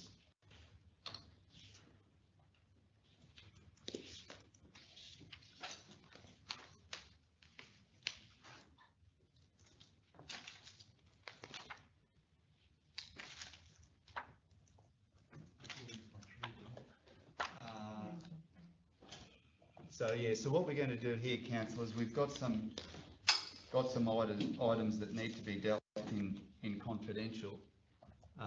So I've got a draft motion up there on the board that council approve the amendment of the order of business of this meeting to move item 14.1 to be dealt with during the confidential session.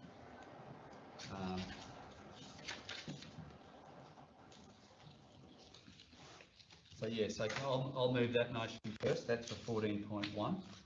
The reason for this is there's contractual arrangements between council and other parties on this item. Can I have a seconder? Councillor Clifton. Just wait to get that up.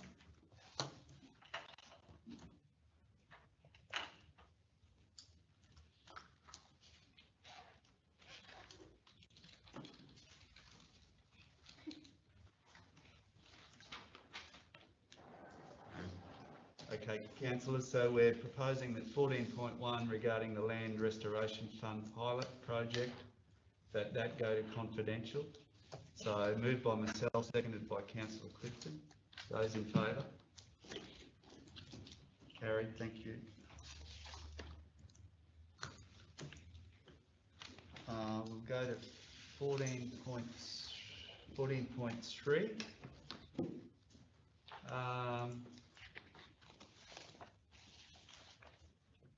Yeah, I don't believe that one needs to go to confidential, Gary? No, that one doesn't, does it? Calling for a report. Yeah. So 14.3 is okay, but There's 14.4, which is a notice of motion agreement, doesn't need to be in confidential. yeah, so 14.4 doesn't need to be. Not in the index because it's, no. the agenda was compiled before it was received, but it has been distributed to councils. Councillors and in my assessment or on my advice, validly distributed. Yes, but did we move before to put the Lakeside into confidential, or haven't we done that? Yeah, we've moved that. We did it? So that's already in confidential, yeah, very good. Okay. No. No, we just let it lie on the table. Oh, okay, that's okay. All right, so can we have a mover? Councillor Clifton would like to move that the Lakeside provision of management services for Lakeside Caravan Park 12.3 go into confidential on the basis that we'll be discussing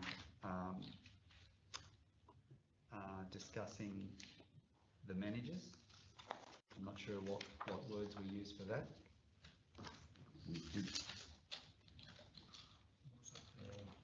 See, I did use some words, which I... Commercial.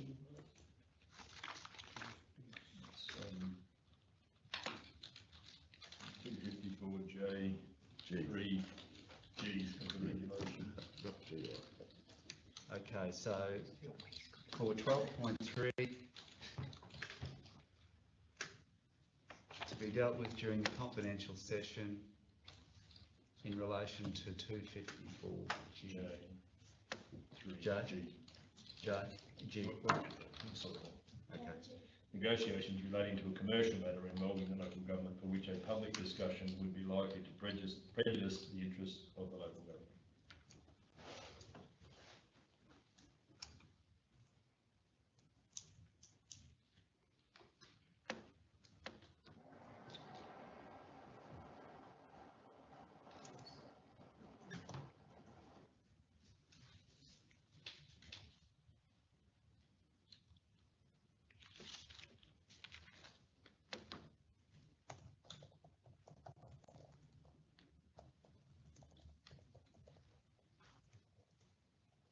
Okay. Is that it, Jackie? Yeah.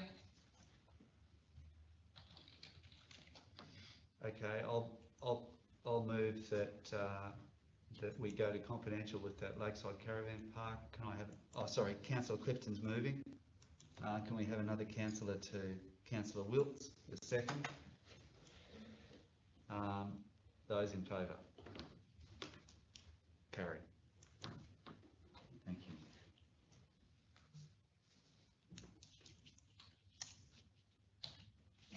I think that's all of them, the confidential.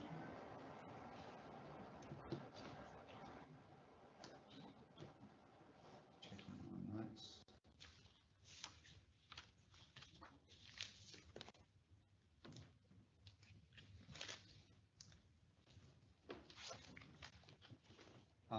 We'll go into confidential now.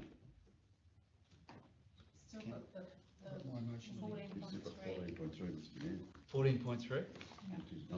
Oh, okay, so we can do this one first? 14.3 and 14.4, even though 14.4 doesn't appear there, can be dealt with now. All right, we'll do 14.3 and 14.4, apologies. Okay.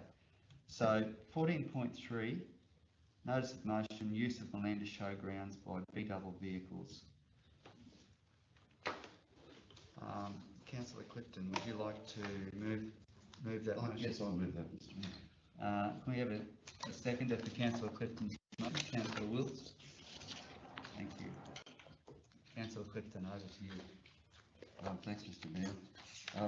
This came, raising this matter came to my notice as a result of discussions with landholders in the Pyramon area about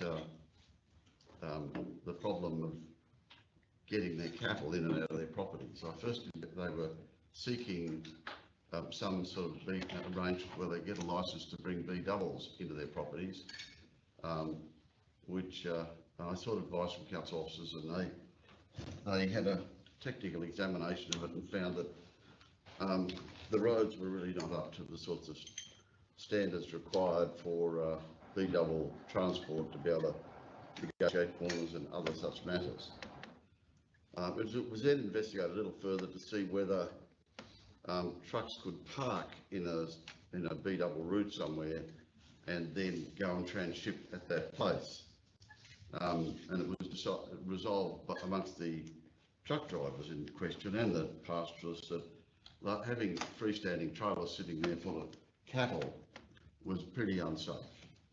So we then the next step was to look at how this would be, and they advised that they would continue what they were doing now, and that is using the Malanda Showgrounds yards for the purpose of transshipping cattle, and the officer who undertook the investigation, a very thorough investigation, identified that in fact that activity was not currently legal, and the use of some of the streets in Malanda was not currently legal because of there wasn't any permits for B-doubles, etc. So I regarded I put it forward in this manner rather than go to the officers and let them do it in the course of time as they would normally do, and normally do it very well. I don't mean to insinuate that they wouldn't, but I see it as being potentially a very dangerous situation, particularly with council improving the Jack May Park. There have been lots of other people around, lots of kids. So I thought we should treat this with some priority, hence I brought it to council. I am seeking a report as to what we can do. I see it as being very much a first step. If our officers can identify that these matters can be dealt with from a legal perspective, then it will probably include a revision to the lease of the Malanda Showgrounds, and that will require a fair bit of community consultation and discussion. So I regard this as only being the first step, but I felt that it was an important thing to do, to put it formally on the table and commence the process. Thanks, Mr Mayor. Very good. Thanks, Councillor Clifton. Councillor Bilney. Yeah, through the chair. Look, I understand and agree where Councillor Clifton's coming from. accessing the showgrounds via Mary Street and Thomas Street has been probably a contravention of the road rules, as they're not designated B double routes. The same could also be said for William Street behind the service station and Churchill Street as trucks exit onto James Street. The intent is not to stop the practice, but rather formalise it so that trucks can access these areas lawfully without fear of breaking the rules and still support the town through its economic spend. As I understand also that pending a report being presented, that the Show Society could actually make application to the NHVR for a permit, which last year there was 13 movements by VW, so we're not talking happening every second day, it's once a month and it's all regulated. The Show Society have to monitor with the national ear tag, I forget the acronym for it, but so there's paperwork, so it is controlled in a certain manner, but I think the emergence of Jack May Park as a family-friendly precinct puts more pressure on B-double movements there, and this may sort of in part start the story of how we manage B-double movements in Malanda in the future. Thanks, Councillor Billing. Councillor Bilney, are you proposing that those streets be included in? Yeah, look, Councillor, Mr. Mayor, if we're going to go through the process of looking at Thomas Street and Mary Street, I would think it would make sense to do William Street and Churchill Street, because they're being accessed as well, not for loading of cattle, but they do traverse that areas. Councillor Clifton, would you be happy for those other streets to be included? Well, I haven't actually included them in my motion already, Mr. Mayor. Okay. The motion just says seek a report for the potential unlawful activity. Gotcha. Of cattle in and out. I haven't prescribed it in the body of the report. Yep. I prescribe the streets. There may be other elements for consideration beside those streets. Yep. So I would, for my preference, leave the report as wide as it possibly can be to bring into whatever perspective there is. Yep. I'll just pass that on to the CEO of the team. Is the motion as we've got it there adequate to cover? It's fine, as long as you understand that in the first cut of the report will simply be mapping out the processes that have to be followed. It won't be providing a definitive solution by February. Make the final determinations about B-double routes, and there'll be a process to be followed and information will be gathered. We'll set out a time frame and the legislative steps that have to be followed. Councillor Cardew? Yeah, thanks, Nick. Look, for my money, I think we should be keeping these separate, because if we bundle all these into one, and one gets held up, then it's holding everything else up as well. So if we're going to put in applications to whoever, do them on a separate basis for whatever the roads are to get access, whatever they want to go to take. Can I suggest, Councillor Cardew, that I think the first report that comes back to us will give us that guidance, you know, try and get this one's dealt with first and these ones are a longer, slower burn. So I think we'll get that advice from officers, I'd suggest, with the first report as to the best pathway. Is that okay, Councillor? If I just finally say, I have no expectation of a sudden response by using the term February, but I think the council officers are in a much better place to chart the course and the direction, and it ought not take too long to do that. But that it's been an outstanding issue for a long time, and I don't see a quick solution or expect one.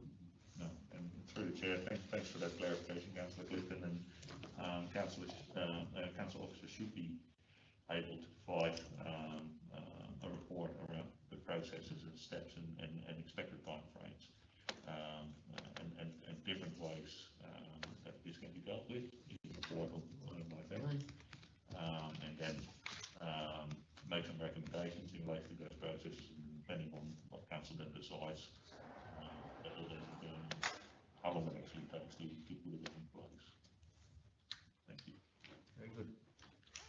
Those in favour of Councillor Clifton's motion? Carried, thank you.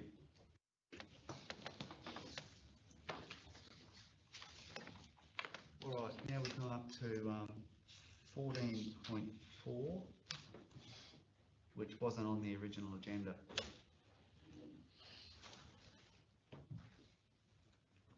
Can you bring that one up, Jackie? Yeah, it's me.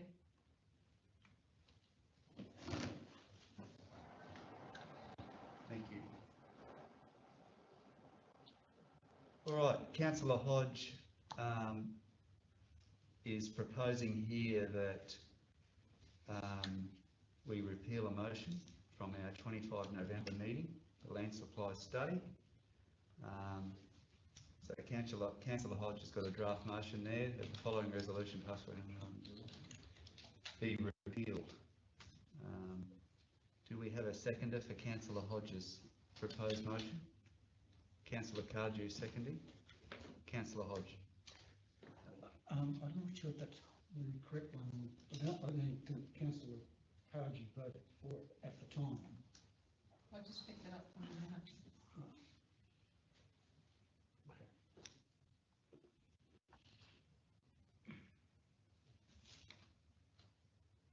Okay, we'll leave it as it is. Yeah, so this motion is to rescind that motion that was passed on the council meeting in November, 12.1, where I was one who spoke to it, to use the word endorsed. Subsequently to that, after giving it considerable consideration and talks with planning consultants who work in our area over the last couple of weeks, when I was trying to organise a date for the amendments, it's come to my attention that it is not in the best interest of TRC to endorse this land supply study. What it does, in my view, it inhibits economic development, and I really don't want our officers to use that document when applications come in to say, no, we have a land use study, we won't approve that because of that. Now, there is inconsistencies in the report. One would be an instance where there may be something like, we have, I'll just pick a figure, I haven't got the exact figure, but we may have 300 lots approved for 1 hectare or whatever from Atherton to Dunbar. You try and buy one, because there's no need. What's happening is yep, we have a lot of approvals. But what this is doing is saying, oh, we got all the approvals, so we don't want any more to come in. Well, I don't want that, and I admit that I've used the wrong word in the word endorsed, so therefore I want this rescinded, and I'll move another motion up, if this gets up, to say that we note the report. That's all I need to say. Thank you. Thanks, Councillor Hodge. Anyone else like to talk to this one? Councillor Hayden. So can I ask a question? By rescinding this motion, how will it make a difference to how officers make their recommendations? And did this happen to a development already? In my view, well, in the discussions, two of the planners have said, yep, when we were discussing planners, they said no, they're bringing this land use study up to say we've got too many. So that's what they told me. Now, whether that's in practice what happens, but what I'm doing is to make sure that it doesn't happen, and really we only note the report. I don't want it as used. It's not a technical instrument, but it gives weight to it, and I don't want to have that weight to it. So all I'm saying is I've made an error in my judgment, and I want to correct it. So can I ask one more question through the chair? Okay, can I ask, is there any procedures that can be put into place to ensure that this doesn't happen? Like, to me, you're just assuming officers will do it. So is there any procedures or checks that we can do? I don't know. Sorry, Mark? If I may, through the chair. So if an officer land supply study in a conversation with a potential applicant, and that's not right. What they should have done is refer to, and again, I'm not sure if it happened, but what should occur is they should refer to the planning scheme, because that is the guiding document that they can use in pre-lodgement discussions to advise the applicants as to what the likely outcome is. That's the way it should be done. The land supply study at the moment is just a document that is used for informing future iterations of the planning scheme.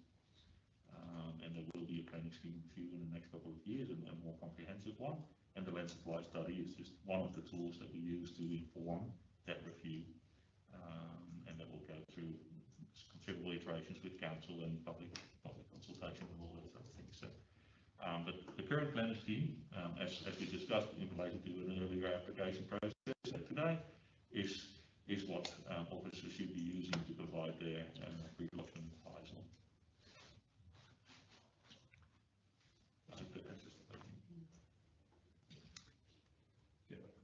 question. Councillor, does anyone else like to talk to this? Councillor Building? So just to be clear, is repealing the right word, or should it be rescinded? Repeal is the correct terminology, both the regulation and the standing orders rather than rescind. Yep, that's fine. And also, just noting and having it endorsed, because of this land study, it has no impact on decisions of officers as far as the assessment. Is that right? So it's only a word. Whether it's noted and endorsed or just noted, it really doesn't, the document won't be taken any differently. As the General Manager said, the study informs future iterations of the planning scheme. Doesn't inform an application. I just wanted that to be clear. That's assessed against the scheme as it stands. And our pre-lodgement advice should be given against the scheme as it stands. And I don't think there's anything in the land use study that would cause us to give a different answer to that, which we would have given before the land use study was completed and endorsed by council. Simply a question of a calculation of how many allotments exist in, as you say, council, not disputing that they exist in theory, and individual people will make individual decisions about how they develop or not develop their land. Councillors, any more on this one? Those in favour of Councillor Hodges' repeal? Needs a second. Didn't we have I seconded Councillor it. Cardew? Oh, did you second it? Yeah. Sorry. I can't see his name. Thank you. Yeah. So those in favour of motion? Yeah, carried. Thank you.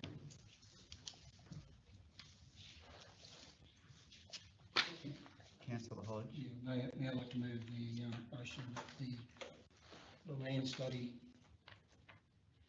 as per, that was put to council on the ordinary meeting of the November. 21st of November. 12.1 be received and noted.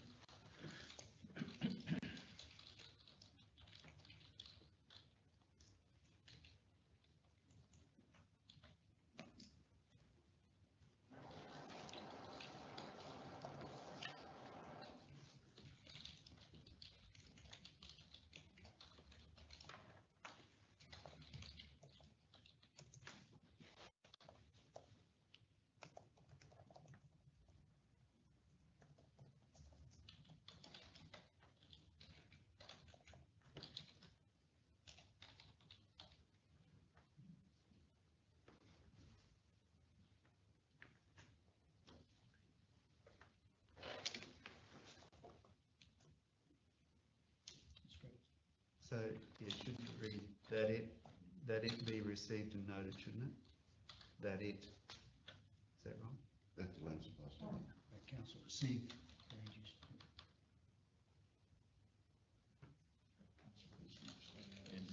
Receive and note.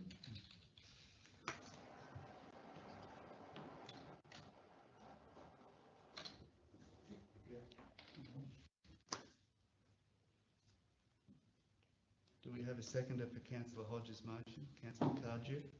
Thank you.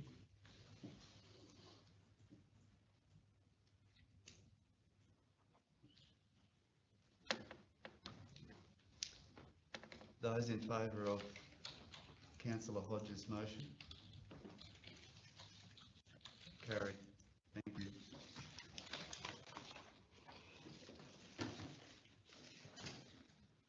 I believe the rest of the business is confidential.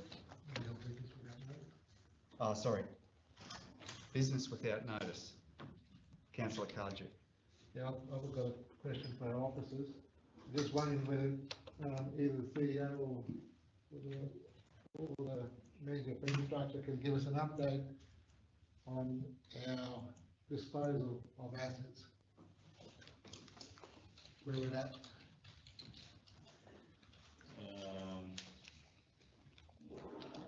Thank you for that question, Councillor Cardew, through the Mayor. Briefly, no further progress has been made in relation to preparing for the disposal of assets other than those items that have been discussed and endorsed by Council. The last one that was discussed was the tour guides building, and we're still dealing obviously with the Young Barra Memorial Hall, which basically got a 12-month stay. We've got a new, not new, but we've got a reasonably started manager for strategic assets on board, and as he is getting familiar with all the requirements of his role, and will also be recommencing the process of taking further facilities to be considered for potential disposal to Council. But in the meantime, largely due to the fact that we had a transition in the hall, we haven't been able to progress that further.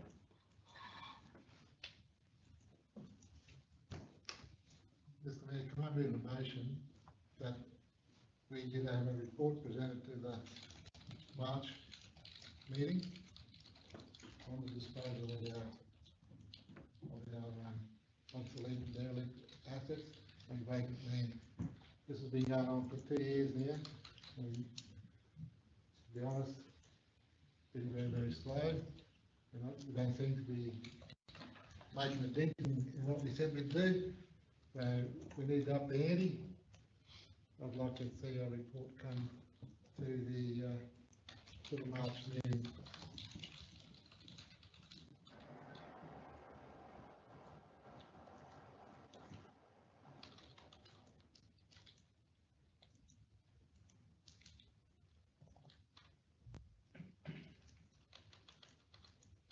Is that okay, Kev?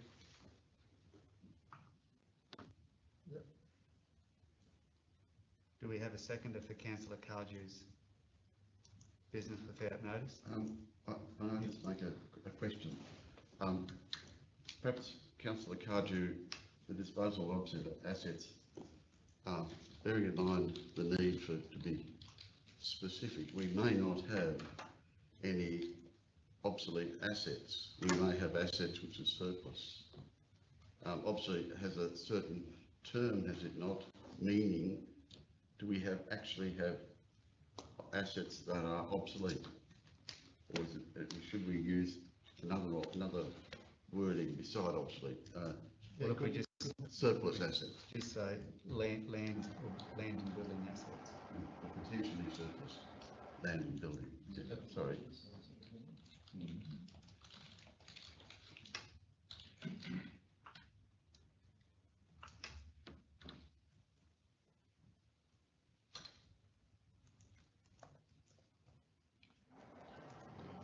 To the Chair, Gary just reminded me, we have disposed through council resolutions several surplus land assets. So that's still progressing. So we can definitely include in that report where we're at with those. Just in relation to surplus buildings, I don't actually believe that there's a council resolution at this point in time, other than the ones that have already been through council. that any of our building assets is actually surplus. I know that we've had workshop a list of potentially 25 assets that could be consulted in relation to those following council resolution could be consulted with the community to determine if they were surplus. And that's generally where the process becomes a bit difficult, because as soon as you enter into consultation with the community about it, it turns out that they might not be surplus, and that's a consideration. Councillor Cardew. The request relates to a report, so we don't need to run a report. No. Sorry, I didn't hear that. So the request is for a report, and those matters can be adequately addressed in the report. Yeah, because what I was just going to say is that do we need to expand it? I know we've identified land and I know we've identified buildings. At one of our workshops, Chris Mitchell had a list of buildings that we workshopped, and went through and made a list. I would expect that in that report, everything that we want to get rid of should be listed in that report so that it can be endorsed, and then the process for disposal can then be carried out, public consultation, whatever else needs to be done. But we need to have a list that we all agree on. These are the assets we want to dispose of, so that we can get moving.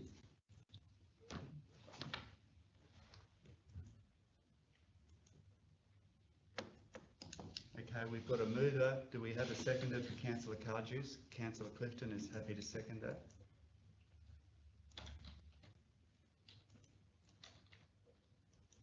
Those in favour? Carried. Thank you. One more business without notice. Oh, good. I'm going to just take a nature break. So if I can just adjourn the meeting. Thank you, Mr Mayor. Thank you. So we'll reconvene shortly.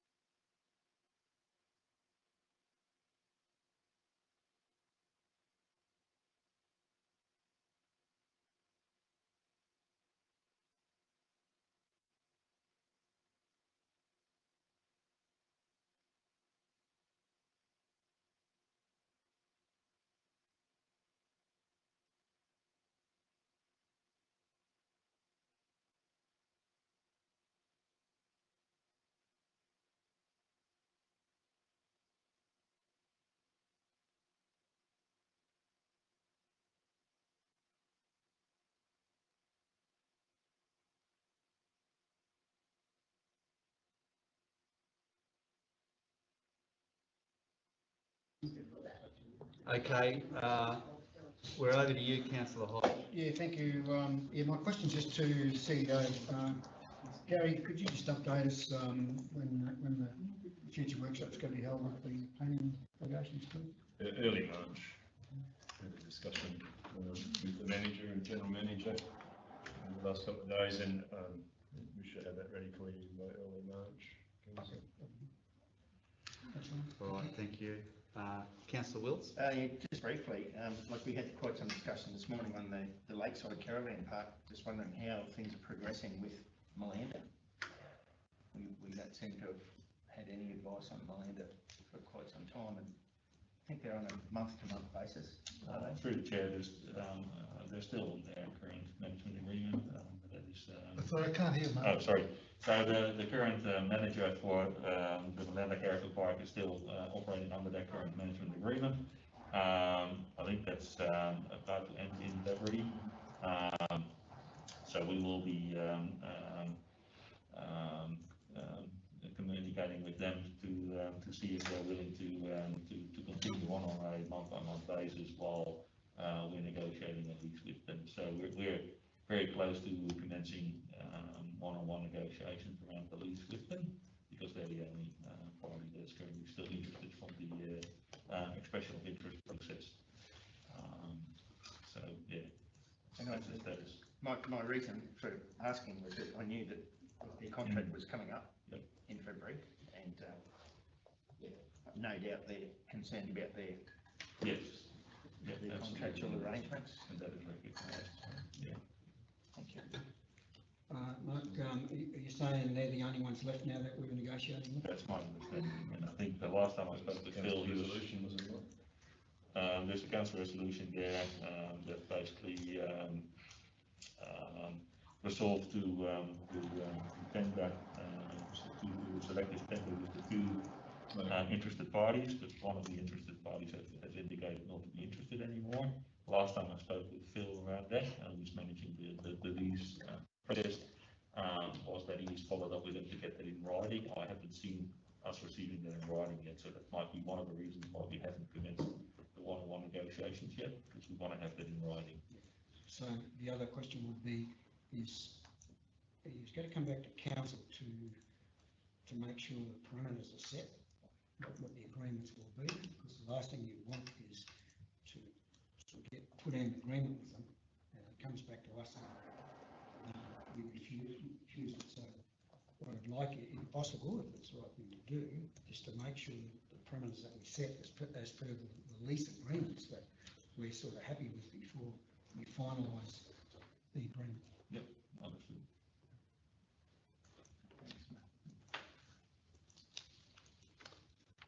Very good. Any more business without notice? Okay, I think we're ready to go into confidential. So could we have a mover to go into confidential, please? Councillor Wilts moving. Seconder? Councillor Hodge. Those in favour? Carried. Thank you.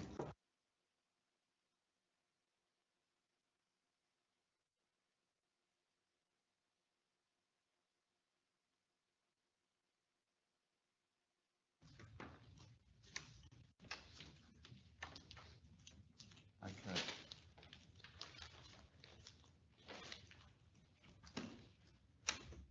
Now we're back to 14.1. 12.3, I think. We're not live yet, so. Thinking about it.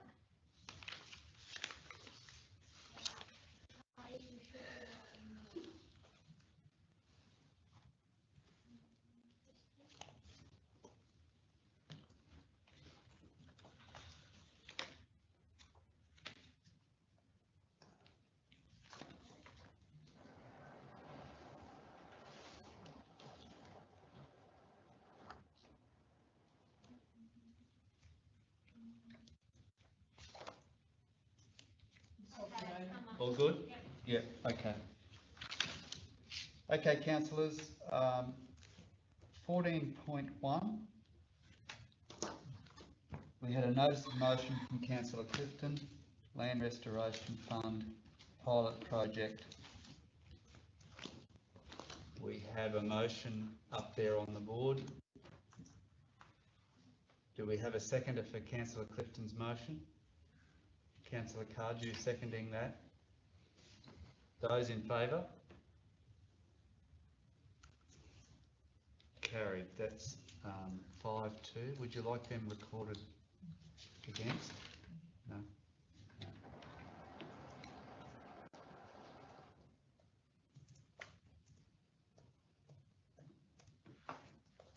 All right. The next one is 12.3. Provision of management services, Lakeside Caravan Park.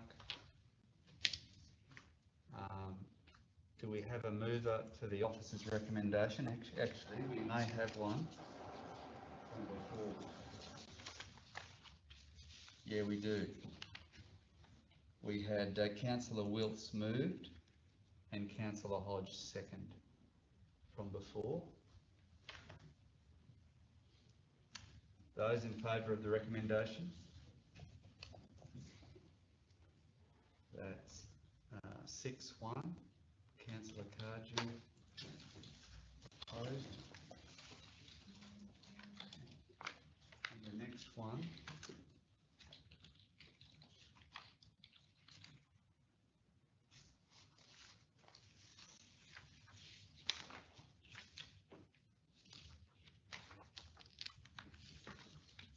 Ravensay Railway, 16.1. Hillary? Sorry, just a point of clarity. It should say periods prior to, not outside of. Oh, big project. Yeah. Good pickup. All right. Do we have a mover for this one? Councillor Hayden's moving. Seconded. Councillor Hodge seconding. Those in favour? Carried unanimously, thank you. And finally, 16.2.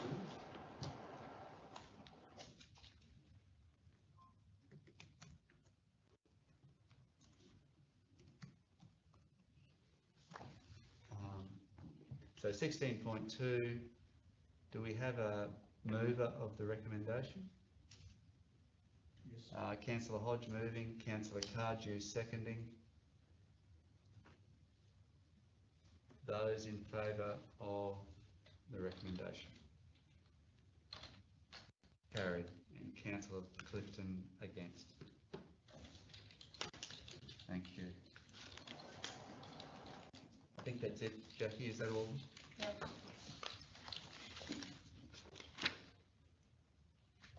The next council meeting will be the 24th of February here in Atherton.